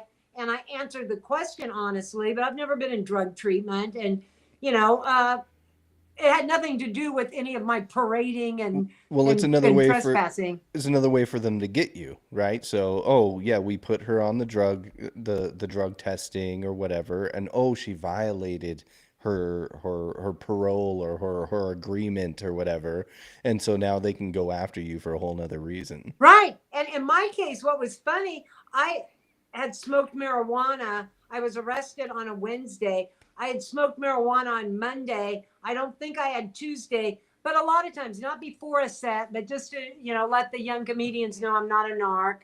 I'll take a hit, but I like to be completely unstoned when I'm a podcast, comedy set, whatever I'm doing. I like to really be in the moment and have the anxiety. But somehow, the pretrial thing, I get arraigned, and then they take me to the pretrial probation guy. And he's like, okay, well, I'm going to get the lady officer to get the drug test. And I'm like, drug test? So, well, you said that you have used marijuana. And I'm like, ooh, nobody had seen my naked vagina, not even my husband, in at least, 15, 20 years. To have an old woman, and they were so... So they wanted to watch you. They needed to watch you do to pee, so that way you didn't cheat the drug test. Is that what you're saying? They had to see the pee come out of the urethra, and they would not even allow me to run water because I had a shy bladder anyway. But particularly at this point in my life, and I said, and I couldn't pee, and I'm like, I'm not trying to evade the test. I want to pee for you, but this is a very awkward situation. Can you run some water? That might help me. No, we need to hear the urine hitting the cup. So they're just these Jesus. big, mean. They could work as TSA agents if you get my drift. There's a type that Yeah. does that job, and so I never had a dirty test. I was on pretrial for almost a year. Then I was on 90 days of house arrest, and then so that takes me to December. Trump is inaugurated on the 20th. The next day, I get a letter from my probation officer saying, have a nice life. You're off my caseload. But until that time, I was still taking drug tests, and they were random, but every day had to start off with me calling this phone number to see if I was randomly selected. Yeah. And one time it was a Friday, and then I had it on a Monday, and that was the when I really fell apart on the Kill Tony thing. I just couldn't, I couldn't keep it together. I pulled it out in the interview, and it ended up being fine. And my son, when he got home and I told him what had happened and how I had bombed, he's like, "Ah, damn." And I said, "No, I didn't get a first down, but I moved the ball forward. Every time I go up, that's another chance to tell my story." So, I'm not going to You're not talking about the first time you went on Kill Tony. No, You're talking first about time was golden. It would be so much better to do shitty the first time and then, get better and better. But in my case, I boom, hit it out of the park. And then that does happen though. That happens It a lot on does. Kill Tony, where people pop in their first appearance on Kill Tony, they do pretty good, and then they get a big joke book, and then they come back. Maybe it just they get psyched out, or the nerves get to them, or something, and they don't do well, or they bomb a few times. But one of the best things about Kill Tony, and I could sit here and talk about Kill Tony all day, but one of Me the best too. things is seeing people get better. There's watching people bomb is actually really fun, and every comedian has to do it. I've bombed as a musician. I'm a musician. I had one of the worst shows ever where I had almost the whole crowd laughing at me. I almost quit music forever. It was so bad. It was the worst bomb ever. Okay, It like was horrible. Robbie Robertson writing Stage Fright. Like there's one of those shows where people are throwing their beer cans. Yeah, yeah. And throwing tomatoes. I mean, they pretty much all did everything except for throw tomatoes. But so what I was going to say though is that you have to bomb to get better, right? You have to do bad in order to know how you can improve. So I guess I say that as encouragement that if you bombed on Kill Tony, I know this stuff probably, but Well, I really do, and it's the only way I learn things. And I've got a regular open mic I go to on Tuesdays, and I am not afraid of bombing. I'm not saying I've tried a bomb, but one thing I don't like about comedy that I've had to get good with is you have to polish a routine, and I don't like telling the same jokes over and over. So I work in the old jokes to the new material, but I also like to try and challenge convention. So I've been trying to bring back rape jokes, partly because this horrible woman at UCSB when I was campaigning out there in Santa Barbara University of California. She's like, rape jokes are never funny. And I'm just like, you didn't hear the one about get off me, Pa, you're crushing my smokes. Of course there are funny rape jokes. And she just glared at me. So, my last J6 routine I did on Kill Tony was about getting raped in jail. Date raped. I think I remember that. Yeah, I made a joke and then it's house arrest. But that was really a true story because I couldn't leave this little granny flat. But then I found out I could leave for medical procedures. And I don't believe in preventative health procedures. Me neither. But, I had one mammogram in my mid-30s and I just left there going, I think they just gave me breast cancer. They squeeze your boobs and shoot them with gamma rays. Actually, not gamma rays, but I call it that. Yeah. And it seems like there's a better way to find out if you got cancer in your boobs than squishing them and radiating them. Well, and when they biopsy cancer, they pretty much open it up and then it spreads everywhere. And pretty much once you get a biopsy, yes, you're creating capillaries to form, to heal that actually feed the Yeah. tumor, because we are full of cancer cells, and until they have a food source, they're not going to grow. Yeah. So yeah, I'm with That's you. right. Let's go. So that's how I feel about preventative healthcare in general. But I'm willing to give up my life and risk dying if it will get me out of the house. And thank God my doctor was in Kerrville for all the time I had spent out there ranch sitting for Kinky and working at his ranch. So I got to drive an hour and a half to my doctor. He actually was very generous and gave me 2 hours to get there. And I got to drive through hill country, and it just felt really good. And so I didn't schedule them together. On one occasion, I got a mammogram. On another one, I got a pap smear. On another one, I got the butt scope, a colonoscopy. So that's why I'm saying it really was as unpleasant as any other time I had been raped. State rape. Had sex and regretted it. So are you off house arrest and all that stuff? Yeah, I got off house arrest exactly 90 days, and I had to drive, and I was allowed to cross my threshold, drive to the federal building in downtown Austin, and get my bracelet cut off. And I went straight, it was a Monday, I went straight from there to Kill Tony. It felt so good. I didn't get pulled, but everybody, I hadn't been there for 90 days, and I had perfect attendance from week 1, and now we're like 2 years into this thing, and I'm, I had to take 90 days off, and I was going to have to miss this upcoming Monday because last Monday, before the arena show, the last filming we did at the Mothership, I sign up to be on the Comedy Mothership open mic every week also, and I've never been called 2.5 years. And that's not so random. They pick people that they know. The guys that work at the Mothership are all comedians. And these people all go to open mics around 6th Street. And I think a lot of them considered me to be like a J6 novelty. Nobody wanted me to suck their, they're why give that crazy old J6 lady a spot because they only do 16. Well, I had been invited to do a show at the Creek in the Cave the night before, and I did really well. Nice. For a thing called the Hamburger Club. And I think somebody said something because it's a small world, and the comedians around there. So I got a shot, and I got to go up on in the little room for paying people that go pay to see the open mic at the Mothership, separate from Kill Tony. Yeah. And I did really well. I thought I killed it. And I went up, I was number 7, and the first few people weren't terribly strong. But 5 and 6 were both young, funny black dudes. Oh, the worst. No, they the just best. kill. I'm just kidding. I'm kidding. I love black guys. This is so wonderful. And then I got to go into my P. Diddy material, which is a very fresh take that nobody had heard before.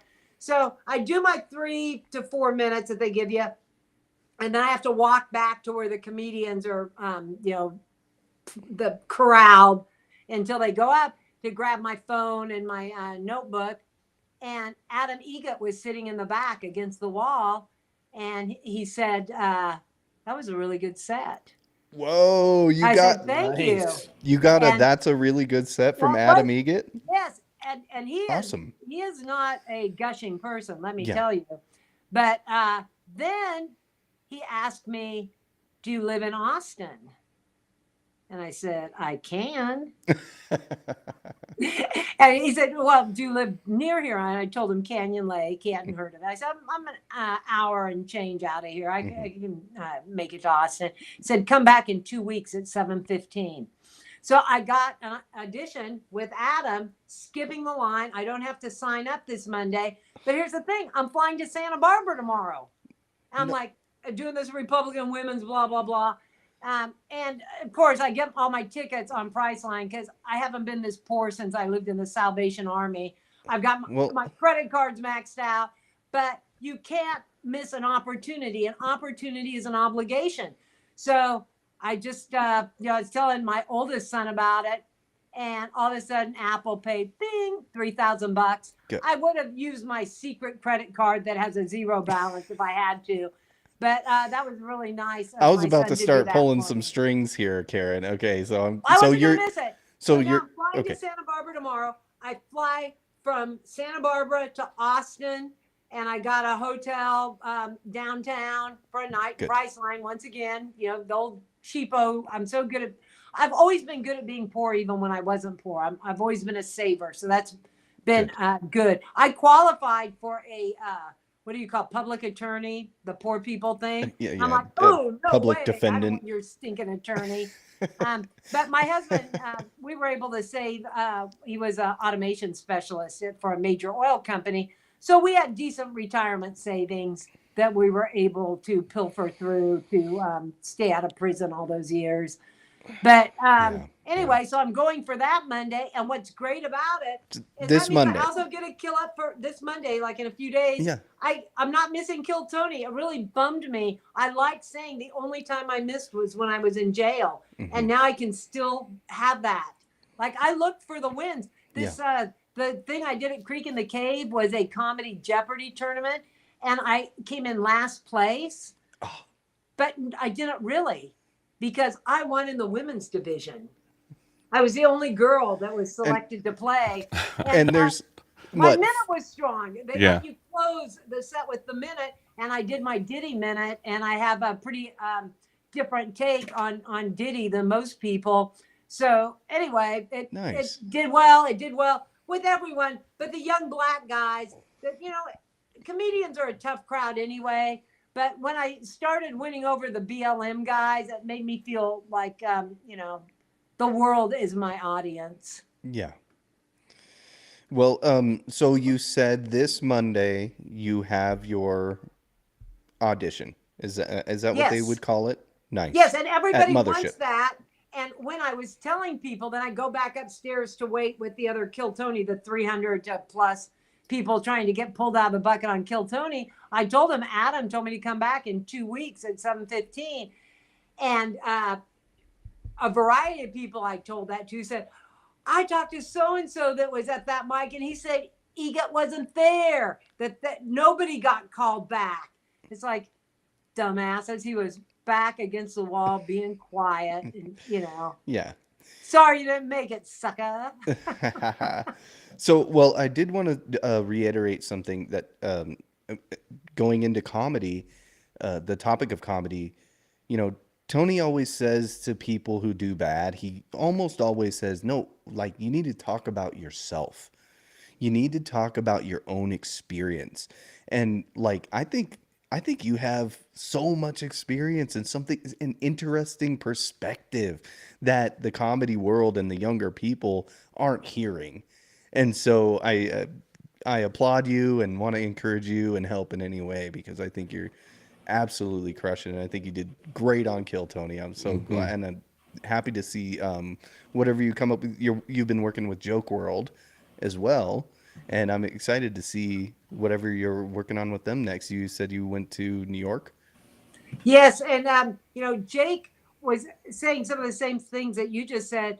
Like, you have such a deep well. I was telling him something, I can't remember. Oh, I was telling him about being not only the only woman in my drunk driving class, I was pregnant. So I was the only woman in my drunk driving class pregnant. And he's like, is that in any of your bits? I'm like, well, no, but it can be.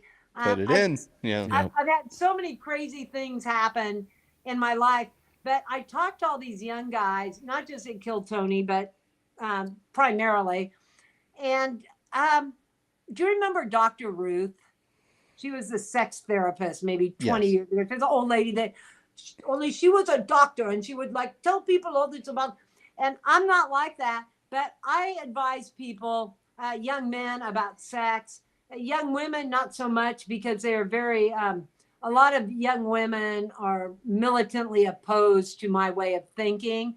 I tell them, and some, want to learn, but for the most part, the guys are open to it, because guys have really been getting the shaft with this pretend world, literally, and this, artificial culture, and like a lot of the things that are pathogenic sexually that are celebrated now.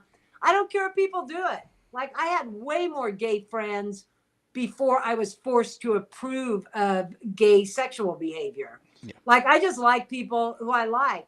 My grandkids are like, Grandma, you don't like trannies. You talk crap about trannies. How come you're always hanging out with Juanita in these pictures?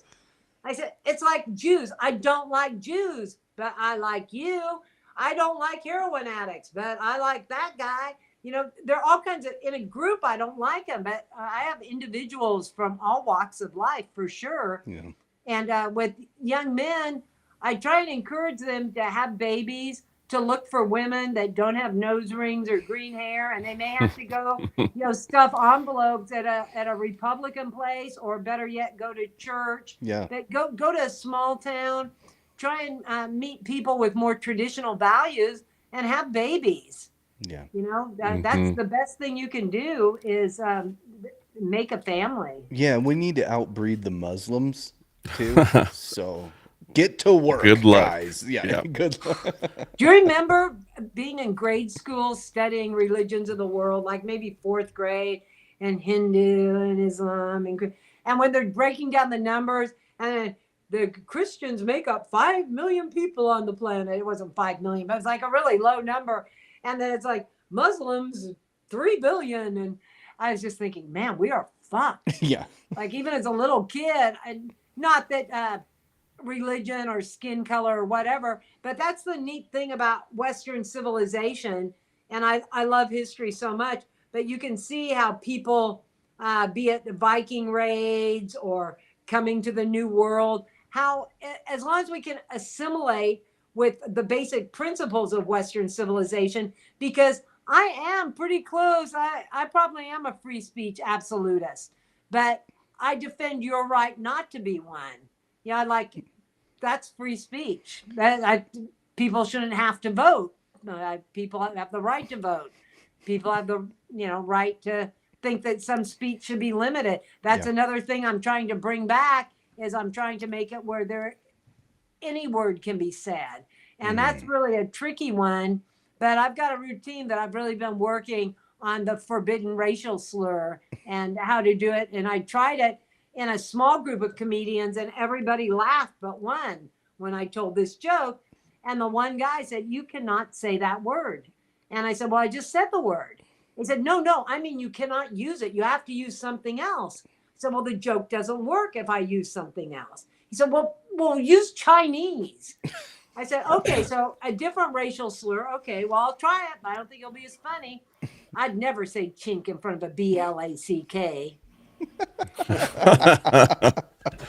And it wasn't as funny, but it kind of, so then that got us going in different directions where we could use that setup where I would never say, pig in front of a FATTY or whatever, however you want to play around with it. Right. But I am, because like the word, and I don't know, what gets bleeped on your podcast, so I'll just call it, the 4-letter word that was a very rude term to call a girl, not the 5-letter one, but the 4-letter one. I hate saying the C word. I'm not in kindergarten. I don't do pee pee poo poo anymore.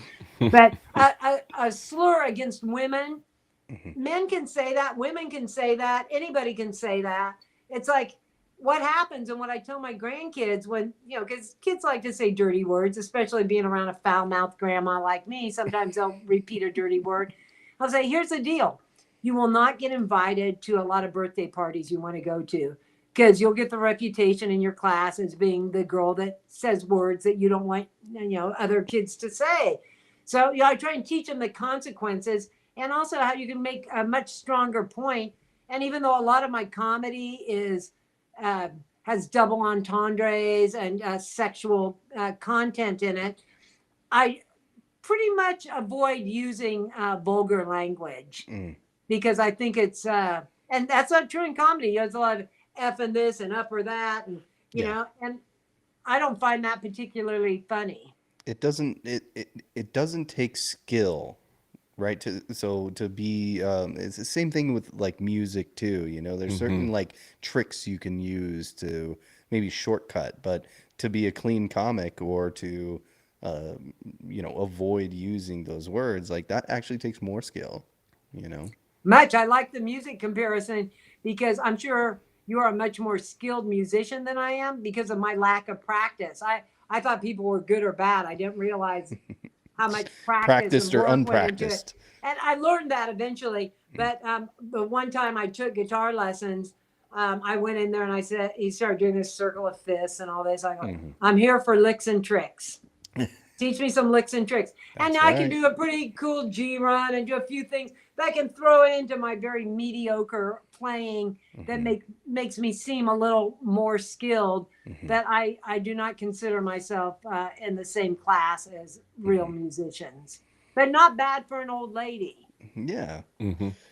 Well, I want to open it up. We're closing in No, I on haven't it. heard from Silas. Yeah, Yeah. I was Hi. just gonna go to my guy. I've got a good question. Through your experience with J6 and maybe even through life, what is one of the biggest lessons or advice that you would really want to give to people? My main advice goes back to this. I said, don't be a crybaby and don't be a tattletale, and embrace your failures. Talking earlier about mistakes or how you learn. Every great thing in my life, if it's a story, if my life is a movie, all of the best parts start with my back against the wall. I'm losing everything. I'm being humiliated. And that's how I met your father. Whatever it is, everything that's happened, being an unwed mother before it was cool. We didn't even have MTV then. You weren't allowed to go to school. It was a shameful thing to be pregnant at 15. And, but you just do the work, you get the education, you do what you need to do. And for me, that was being a person that could be employed at a good job. I got my GED, then I went to vocational school and got a psych tech license. And by the time I came back to town, I wasn't that pregnant punch board, rode out of town. I drove up in a new but modest car, working for a county, at the county hospital, with a pretty decent apartment. And I was 18 years old, and my friends were just starting junior college or whatever. So I had a few rough years, but there's a lot of fun in them. Like even when the bad things are happening, there are jokes, and that's a very fortunate thing. Always try and find the humor. And if you're not a very humorous person, always look for the victory in the defeat. Like I lost at Jeopardy a couple of weeks ago, but I won in the women's division. I can always find that. Or, I bombed, but I did pick up 3 yards. I always find a victory in it. And it's looking for silver linings, perhaps. But it's really not that hard to do, because I hear people say that they're searching for happiness, and I have always searched for meaning. Because, sometimes I find happiness and sometimes I don't, but I can always find meaning. Like there's something to take from every situation, even if it is humility, and that I need to humble myself, and I need to, whatever it is, the changes I need to make. And, without disclosing identities, I've had people close to me go through some bad experiences. Like this is something I joke a lot about, because so many women have been date raped. But with date rape, this is one of my newer bits. I hope you don't have a huge audience, because I haven't done this on stage yet. But date rape is new. When I was growing up, we had dating and we had raping, and only rapists raped. But then we invented date raping, and all of a sudden rape was happening everywhere, and it wasn't just the rapists anymore. So when I've had somebody I care about that has been upset because I've been taken advantage of by a predatory male, that guy's a creep. I don't believe that my sons or my husband would ever even want to have sex with somebody that was unconscious or unwilling to give consent or whatever it is. But we can't change what the guy did. Why'd you go to a guy's apartment drinking alone? Doesn't mean he's a good guy. It means you set yourself up for a certain thing to happen. And that's a big problem with the whole mentality of the liberated woman. I think Camille Paglia would probably agree with me. She's a feminist. We don't agree on a lot of stuff, but she thinks that there's been a lot of damage done by the so-called, women's liberation movement and feminism. And that's part of it. And I don't know if that's really answering your question, but my advice is to don't try and figure out what the other person did wrong. Always look inward. Even if the last time I was in New York for a Kill Tony show, I was walking to my hotel, pulling my luggage, and from out of nowhere, a homeless, shirtless, brawny guy just shoved me really hard to try and shove me into the traffic. And I managed not to go down and, pull myself together, and he was off. And some nice people stopped to make sure I was okay. But I didn't immediately think I've got to get the police to arrest him, or we need to open up mental hospitals. I was like, damn, I'm in New York. I need to pay attention. That guy came from out of nowhere. I wasn't paying attention. And it wasn't to beat myself up, but that's the meaning I can find. I'm not going to be happy with that situation, but I'm going to be a little bit smarter. Head on a swivel. Right. In New York, ladies and gentlemen. and maybe most everywhere.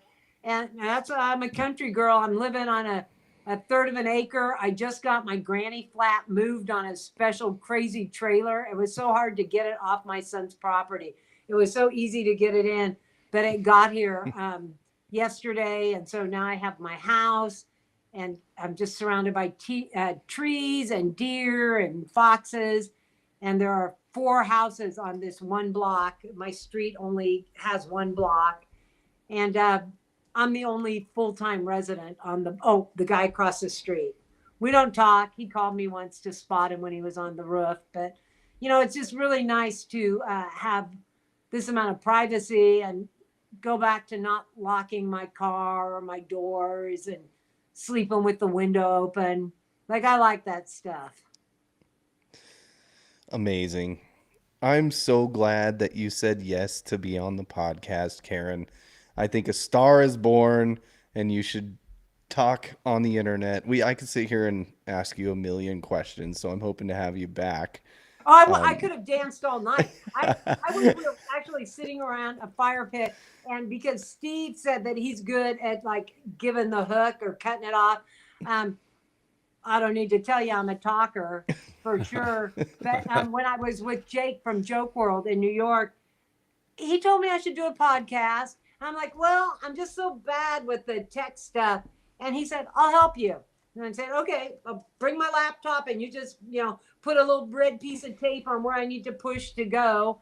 And, I'll never run out of free advice.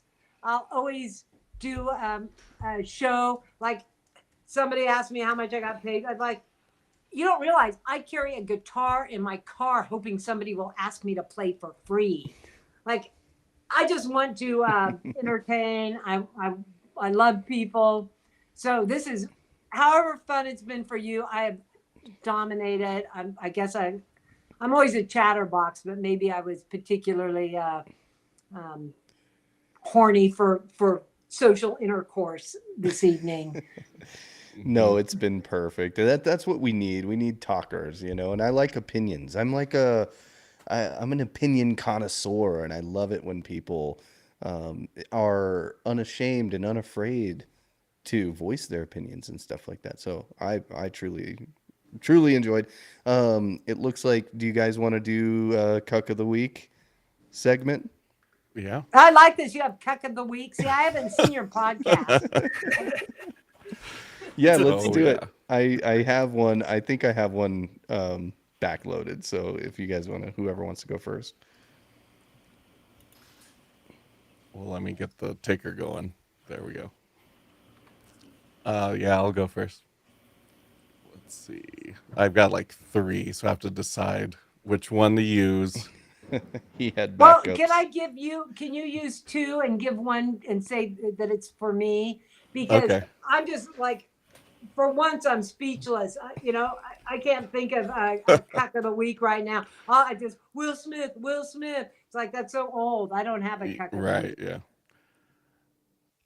Not even the male Minnesota Vikings cheerleader. Oh, I want to that call was him gonna a be. cuck. I would call him a queer. Oh, was it? Oh, I actually no. pivoted last second. You're Oh, thank okay. God, but man. I didn't want to blow up that your was my spot. backup there. So That's hilarious. Okay, so this first one will be Karen's. Thank you. Mm-hmm. I think it's a pretty good one. That mustache, you look so gay. You like the mustache? Yeah. I look so gay. What's wrong with being gay? You have a gay pride shirt on. Nothing. Are you using that as an insult? You're a proud boy, aren't you? Wait, you just told me I look so gay. Is that an insult? No, it's not an So then why did you feel compelled to tell me that? Well, you have beautiful skin. Oh, thank you, ma'am. Yeah. So this woman wearing a gay pride shirt just came up to tell me I look so gay. Stick out of your mouth. Take Trump's dick out of your mouth. ready to Take get out of the Trump's street, dick about out of your ready to mouth. get Take hit. Trump's Get dick out of out of the your mouth. Take Trump's dick out of your mouth. MAGA, fuck off. Oh my god. Fuck off, MAGA. Fuck off. What is this? What is this? I've You're walking around the microphone? we'll talk to you. Would you like to speak to us? Take Trump's out of your mouth. Take Trump's dick out of your mouth. You got a nasty sunburn. Take Trump's dick out of your mouth. Take Trump's He dick doesn't out know what else to say. out of your mouth. Take Trump's dick out of your mouth. Take Trump's dick out of your mouth. Take Trump's dick out of your mouth. Take Trump's dick out of your mouth. Take Trump's dick out of your mouth. Take Trump's dick out of your mouth. Take Trump's dick out of your mouth. Take Trump's Fascist. Take Trump's dick out of your mouth. Take Trump's dick out of your mouth. Take Trump's dick out of your mouth. Take Trump's dick out of your mouth. Take Trump's dick out of your mouth. Yo, leave my cameraman alone, dude. Leave my cameraman alone. Leave my cameraman alone. No, just this is a cameraman. Don't come up and physically harass him and intimidate him. Are you guys together? Is he with I you? just said, leave my cameraman alone. What didn't you understand about that? Dick out of your mouth. Take Trump's dick out of your Your husband or whatever this guy is coming up and physically intimidating my cameraman. You gotta leave the cameraman alone. Fuck off and What's get out wrong of with here. you, man? That's my question to you. What's wrong with you? Nothing's wrong with me. Nothing's wrong with you? You think this is normal behavior? Take Trump's dick out of your mouth. You think this is normal behavior? Take Trump's dick out of your mouth. Even here. Amplifying it a little bit. And these guys have been. I'm more than happy to be nice. These guys have been following me for 20 minutes. Do you think this is nice? He's covering. 20 We don't have to minutes. swear, but I completely agree with you, ma'am, and I'd love to speak with you. Your camera. He's hitting me with his camera. Why is that? You have followed me for 20 minutes, and we've documented the whole standing- thing. standing still. Okay, He just then hit you me. stay right here. He just hit me You with stay the here, camera. cameraman. Follow me. You hit me with your camera, Why man. are you hitting He him just with hit me with your camera. Why is he Why- hitting you? Why is he hitting me with your Why did camera? he hit you with the They camera? just keep What's going repeating. on? Why are you guys? What's going hitting people on? with your Why are you camera? here? Why are you hitting people with your camera? Why you guys are being out of here? Why don't you get out of here? You're not welcome. You're not welcome. You're not welcome. You're not welcome. Go home, going. Nazis. Go home, Nazis. Go home, Nazis. Go home, Nazis. Stop touching my cameraman. These guys are hitting people! Go home! You're not welcome! Go home, Nazis. You're not welcome! Go home, Nazis. You're not Go welcome! Well, I can tell you what's Nazis. wrong with these people. Go home, Nazis. Shaking. Go Why is your hand home, shaking? Their Nazis. Why is your NBC hand programming Go is very home, Why is your hand Nazis. shaking? Why is your hand Go shaking? home, Why is your hand Nazis. shaking? Why is your hand shaking? Nazis. Why is your hand shaking? Go home, Nazis. This is demons right there. Yeah. Oh my Bing, goodness. bing, bing, bing. No, those are people with graduate degrees. Yeah. They've been programmed demons. so long.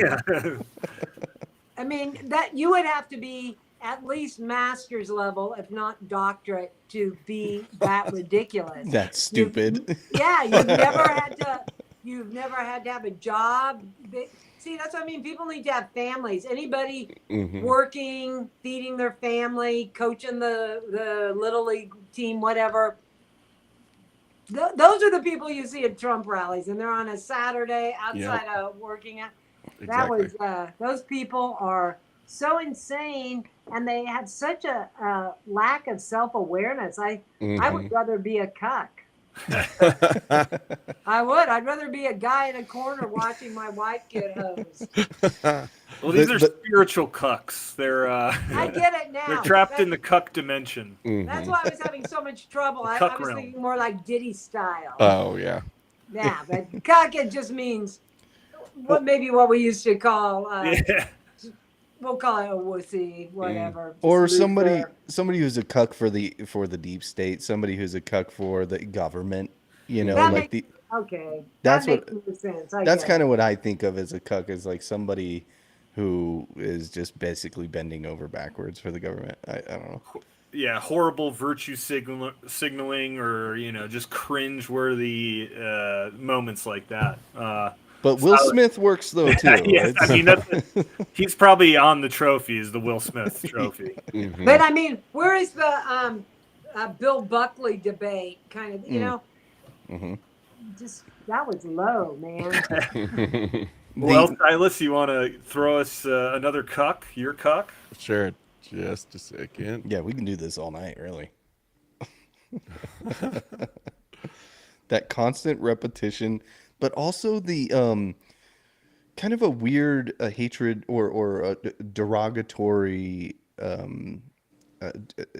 talking derogatorily about like gay activity, though, because those are the people that are like obsessed with gay stuff. Okay, Dems are gonna start saying retarded and gay with this Newsom trend where he's trying to be Trump. I mean, Newsom might say "fuck," yeah, I won't say it, but not because because we're No, it's also funny. That's what I meant. It used to be cool to be gay because you were an original. That's right. Mm-hmm. Okay. Oh shit! Here's mine. Okay, here comes now. This definitely. I see where this is going. I'm a big kid, look what I can do. I can wear big kid pants too. Pull-ups, disposable training pants from Huggies. And I can pull them off and on. When your child is ready, there's nothing like pull-ups. Mommy, wow! I'm a big kid now. I see what you did, Silas. You saved the best for you, and as you should. As you should. That was really good. Do we even need to show the other ones? No, if you're old enough to put on your own diapers, you're old enough to be using the toilet. All my kids were potty trained by 18 months. Yep. Yeah, that's the infantilization. Am I saying that wrong? Infantilization? Yes, keeping people childish in order to make yourself feel younger. I don't know what's behind it, but I don't like, the quicker you're done being a baby, the more I'm gonna like you. Absolutely. Steve, you want to go or you want me to go? I don't care. I got one as well. I found one. I guess I'll go. Go for it. Let me pull this up. This is from the town in which I reside in. Together, out west. Together, let's take the gay games to new heights. Denver is ready.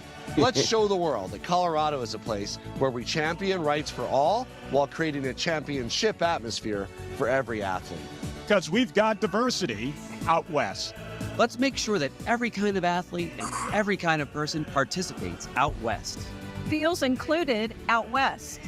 Let's go for the gold out west. Be loud and proud out west. Love who you want out west. Come out as you are out west. Together, out west. Wow. Oh, I'm barely holding down. No, that was really terrible, Steve. That was Adrian. I'm sorry. I'm not looking at my See, this is why I don't win. Silas comes in with this massive humor. And I've got true demoralization over here. No, Denver used to be a cool city. Yeah. And I've been following a little bit. Tig from Benghazi is running for mayor of Colorado Springs, where I've been a couple of times. Anyway, I knew that Colorado Springs has changed immensely in the 20 years since I've been there.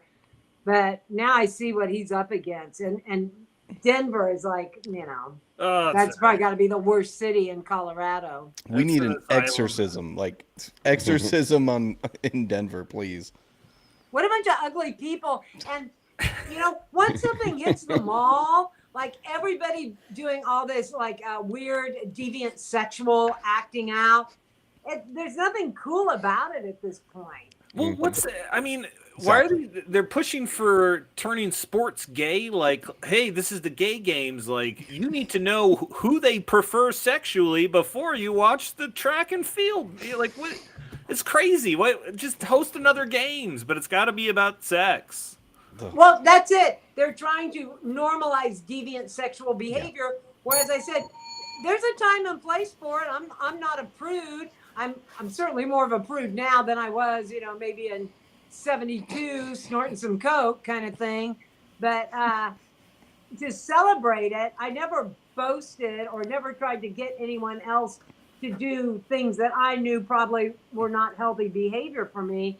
But it's such a freak show, and so much of it is aimed at influencing kids and this mutilating children's genitalia and castrating them. That Denver thing, boy, that was like a parade of cucks of the week. That was as cucky as you could get. Collection of cucks. I got a lot of cucks that could count. Adrian comes to play when it comes to the cuck of the week. Okay, he wants it. And I've been on a cuck losing streak. Silas is a master cuck, but that's not right. Cuck finder. Cuck finder. Cuck finder. There you go. Exactly. You are the cuck master. That's that. Cuck detective. Yeah. Steve? Yep. Hard to talk. I'm gonna try to share my screen. I'm not great. Yeah, you got it. I did send it. Oh, I can share it too. You want to try and share it though? Maybe not live. Okay, here, hold on. You sent it to my ex? Yeah. Yeah. Okay. Oh, Next. Okay. Here, The suspense. Oh yeah. Yeah. Oh, And then afterwards, I got high aim, but hopefully some ammunition. Here, sorry, I'm a little slow on the screen share too. Hold on, 1 second. and then we vote for the winner afterwards, like a true democracy. Eat your heart out, Arnold. I'm just saying. To the Terminator. These memes of you riding a velociraptor with like a 12-pack and 2 freaking rifles in your hand. I know. I'm in good shape. How about my biceps? And it's 10-pack, not even 6-pack. You've also circumnavigated the globe. You've rescued many kittens and puppies, all while holding the flag. I know. I'm part of Superman 3 or 5 now. I'm sitting on there. Dinosaurs. I'm flying around. What the heck? By the way, I literally, honestly, this is not where I'm scrolling. So this is stuff that people send me, like my little nieces and nephews. They're all sending me this stuff. And I'm like, oh gosh, what is going on out there? Okay, there you go. Back to, look, I've been legit, right? You like the biceps? You know what? That's a real photo, by the way. This has not been touched. Not a damn part of that was touched. Eat your heart out, Arnold. I'm just saying, to the Terminator. Come on, listen to me now and hear me later. Oh my And people are worried about that guy in 28. Jeez. I am. Oh my! He has the ability to hypnotize That's idiots. right. I mean, that's all you need, I guess. No, he has the most colleges in his state in the country, and people don't vote. Ballots vote. Mm-hmm. He absolutely would have been recalled. Gray Davis was a far more serious, popular governor, and he was recalled by Arnold. I lived in California. We're independent, but it's a lot of these freaks come to college and stay and go to work in the municipal government and election offices and the sanctuary city stuff. California, there is a blue ribbon on the coast, and the people that those people like laughing and, oh, that was so funny. Oh, you're too much. Those are the people that moved to California and are impersonating Californians. And me, my friends, my daughter's like my number one person that we confide to in this stuff. It's like, they think they're acting how they're supposed to act in California, and they really don't get it. It's a fake cool, and you can't force cool. You're cool or you're not. Well, And, I do have I have a clip of the definition of cool. If you guys are ready. Uh-oh. I'm scared.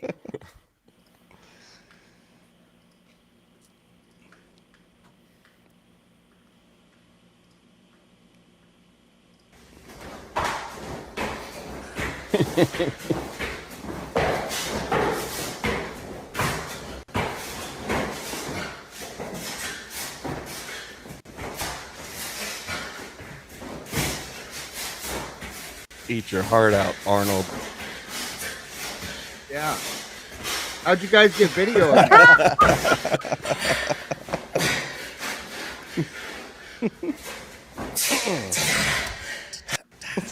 Wow. I Actually, don't know what to make of that. that's actually not a good cuck of the week because that guy's fucking badass. So Definition of cool, like you said.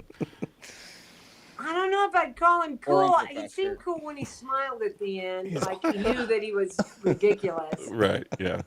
I think he is self-aware, but dang. Yeah, Okay, so that's so cool. I am on the fence of Steve or Silas. Dang, but Adrian had a good one too. mm-hmm. I'm gonna Was let. Adrian Denver? Yep. Yep. Okay. I'm gonna. Right I'm gonna. on. Let's let the guests decide here. What do you think, Karen? Which one Well- was the best cuck or the most cucky? I'm going to have to go with Denver because that Woo! was just like, And he's back. that was crazy. It was the most repulsive, Mhm. disgusting, out of touch. It was the worst. And all of them had things that were disgusting, funny. I really did enjoy the Zelensky one because That he was does look great. like he wears pull-ups. Mm-hmm. And he's such a little joke. He's such a little joke of a corrupt man. But the Denver thing, I think it's gonna like stay in my head like a catchy tune. Oh, no. Right. Yeah, it'll be hard to forget that. Yeah, Mm. and I almost meanwhile, threw up. downtown Denver is crumbling, where there's always stabbings now. It's a big trend, and it's like an open asylum where people are just doing drugs, and it's the city has had to cut so many jobs because they gave like $200 or $300 million to illegal immigrants. But we're gonna get the gay games, everybody. Mm-hmm.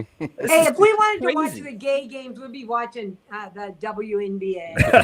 Yeah, they're already Already throwing the have dildo in queer preparation. Yeah. Oh, yeah. We'll really get the green dildo sales up for sure. But yeah, who cares? Who Yeah. cares? Carl Lewis, I think he was probably gay, but I didn't even think about it until he posed in high heels and starting blocks. But Carl Lewis was just a great runner. Are they going to invite Caitlyn Jenner out, or is she not allowed to go to the gay game? Right. She voted for Trump, so Yeah, not welcome. But do you really think Brody Jenner loves his dad as much now that he's cut his dick off or whatever he did? I mean, I would never do that to my kids.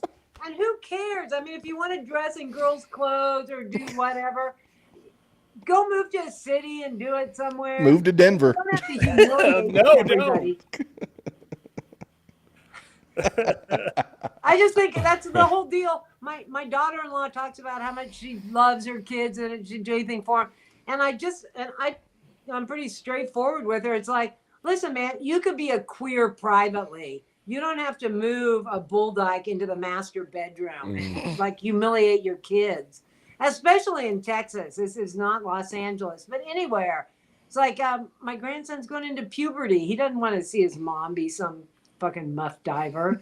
Oh, I wasn't going to use dirty language. I say that for the grandkids. Well, you Anyway, did, yeah. Karen, you did drop the T-bomb tonight.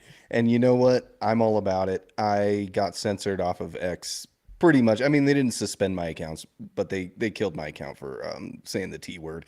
And I'm still salty about it. Wow. And, whatever happened to that freedom of speech, Mm-hmm. I don't know what the T word is. It's like Another word for transmission. Oh, is it like what I said about girls who take mustache pills? Okay. Yes. Okay. that's the one you can't say. Yeah, I got in trouble with somebody who is famous in pretend world at the Nashville Arena show. Somebody said that's nerd dork or dork nerd or something, like he's somebody with, 1 million or 2 million followers. And I just Nerdrotic? Huh? Nerdrotic? No, I think it's dork nerd. And he's a fat guy with long greasy hair. And anyway, I was just talking to him and I used that word. First I commented on something about fatties. And he's like, ooh, strike one. And then I said something else. I can't remember, retard or whatever. But then when I said something about, hey, I like trannies, but not all trannies. I like certain trannies. Because that's it. I can't talk to you anymore. And then he put up a video about some J6 insurrectionist that might post something of him, but you should know that she's. I'm just like, why are you punching down? I'm nobody, you idiot.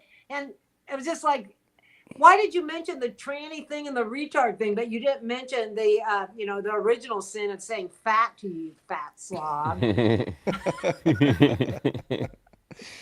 Anyway, I'm sorry that word got you in trouble. I No. really realized until the nerd dork or whatever his name is, I didn't even know that was not allowed. Right. Oh, yeah. Well, we all are people I hang around with that are trannies. Like Juanita from Kill Tony, I say they should not count the trannies as girls. I don't think girls should get special treatment in the bucket. Yeah. But if Tony's going to say, okay, we're going to pull till we get a girl, you should not count. I feel like I'm up on the blocks swimming against Leah Thomas. Everybody knows guys are funnier than girls. I shouldn't have to compete against a guy if those are the rules. I'm willing to compete, but if there's a girls category, tranny shouldn't be in it. And Juanita that's why she's a cool tranny. She's never like, we're called she doesn't do that shit. She's just a normal person that is a transvestite. I don't know that I would want her to babysit, but I'm not bothered to be around her outside of the comedy thing. So anyway, cool trannies don't mind tranny. It's just, once again, the virtue signals. Say it a couple more times. Hey, a granny can say tranny. Yeah, we're talking about transmissions here. I don't know what you guys are thinking about. Absolutely. Well, ladies and gentlemen, what another lovely day in the post-republic. Will we return to a proper republic that Benjamin Franklin and the original founders bestowed upon us? Or will we continue to be a global empire and dominate the world and force Christianity down everyone's throats? Or will we just wither away? Well, either way, it's been fun. Yeah, thanks for coming on, Karen. And no matter what, the world will end for each of us. That's guaranteed. Yeah. So, but let's keep fighting for Western Civ. Not perfect, but it's better than everything else. Yes. Yes. Thanks again, Karen. Oh, thank you guys. I had so much fun. We really need to get together and just talk around the table sometime. Yeah. Keep going. I'll be in touch. Okay. It was fun. Thank you so much. Thank you. Bye, guys. Bye-bye. Bye.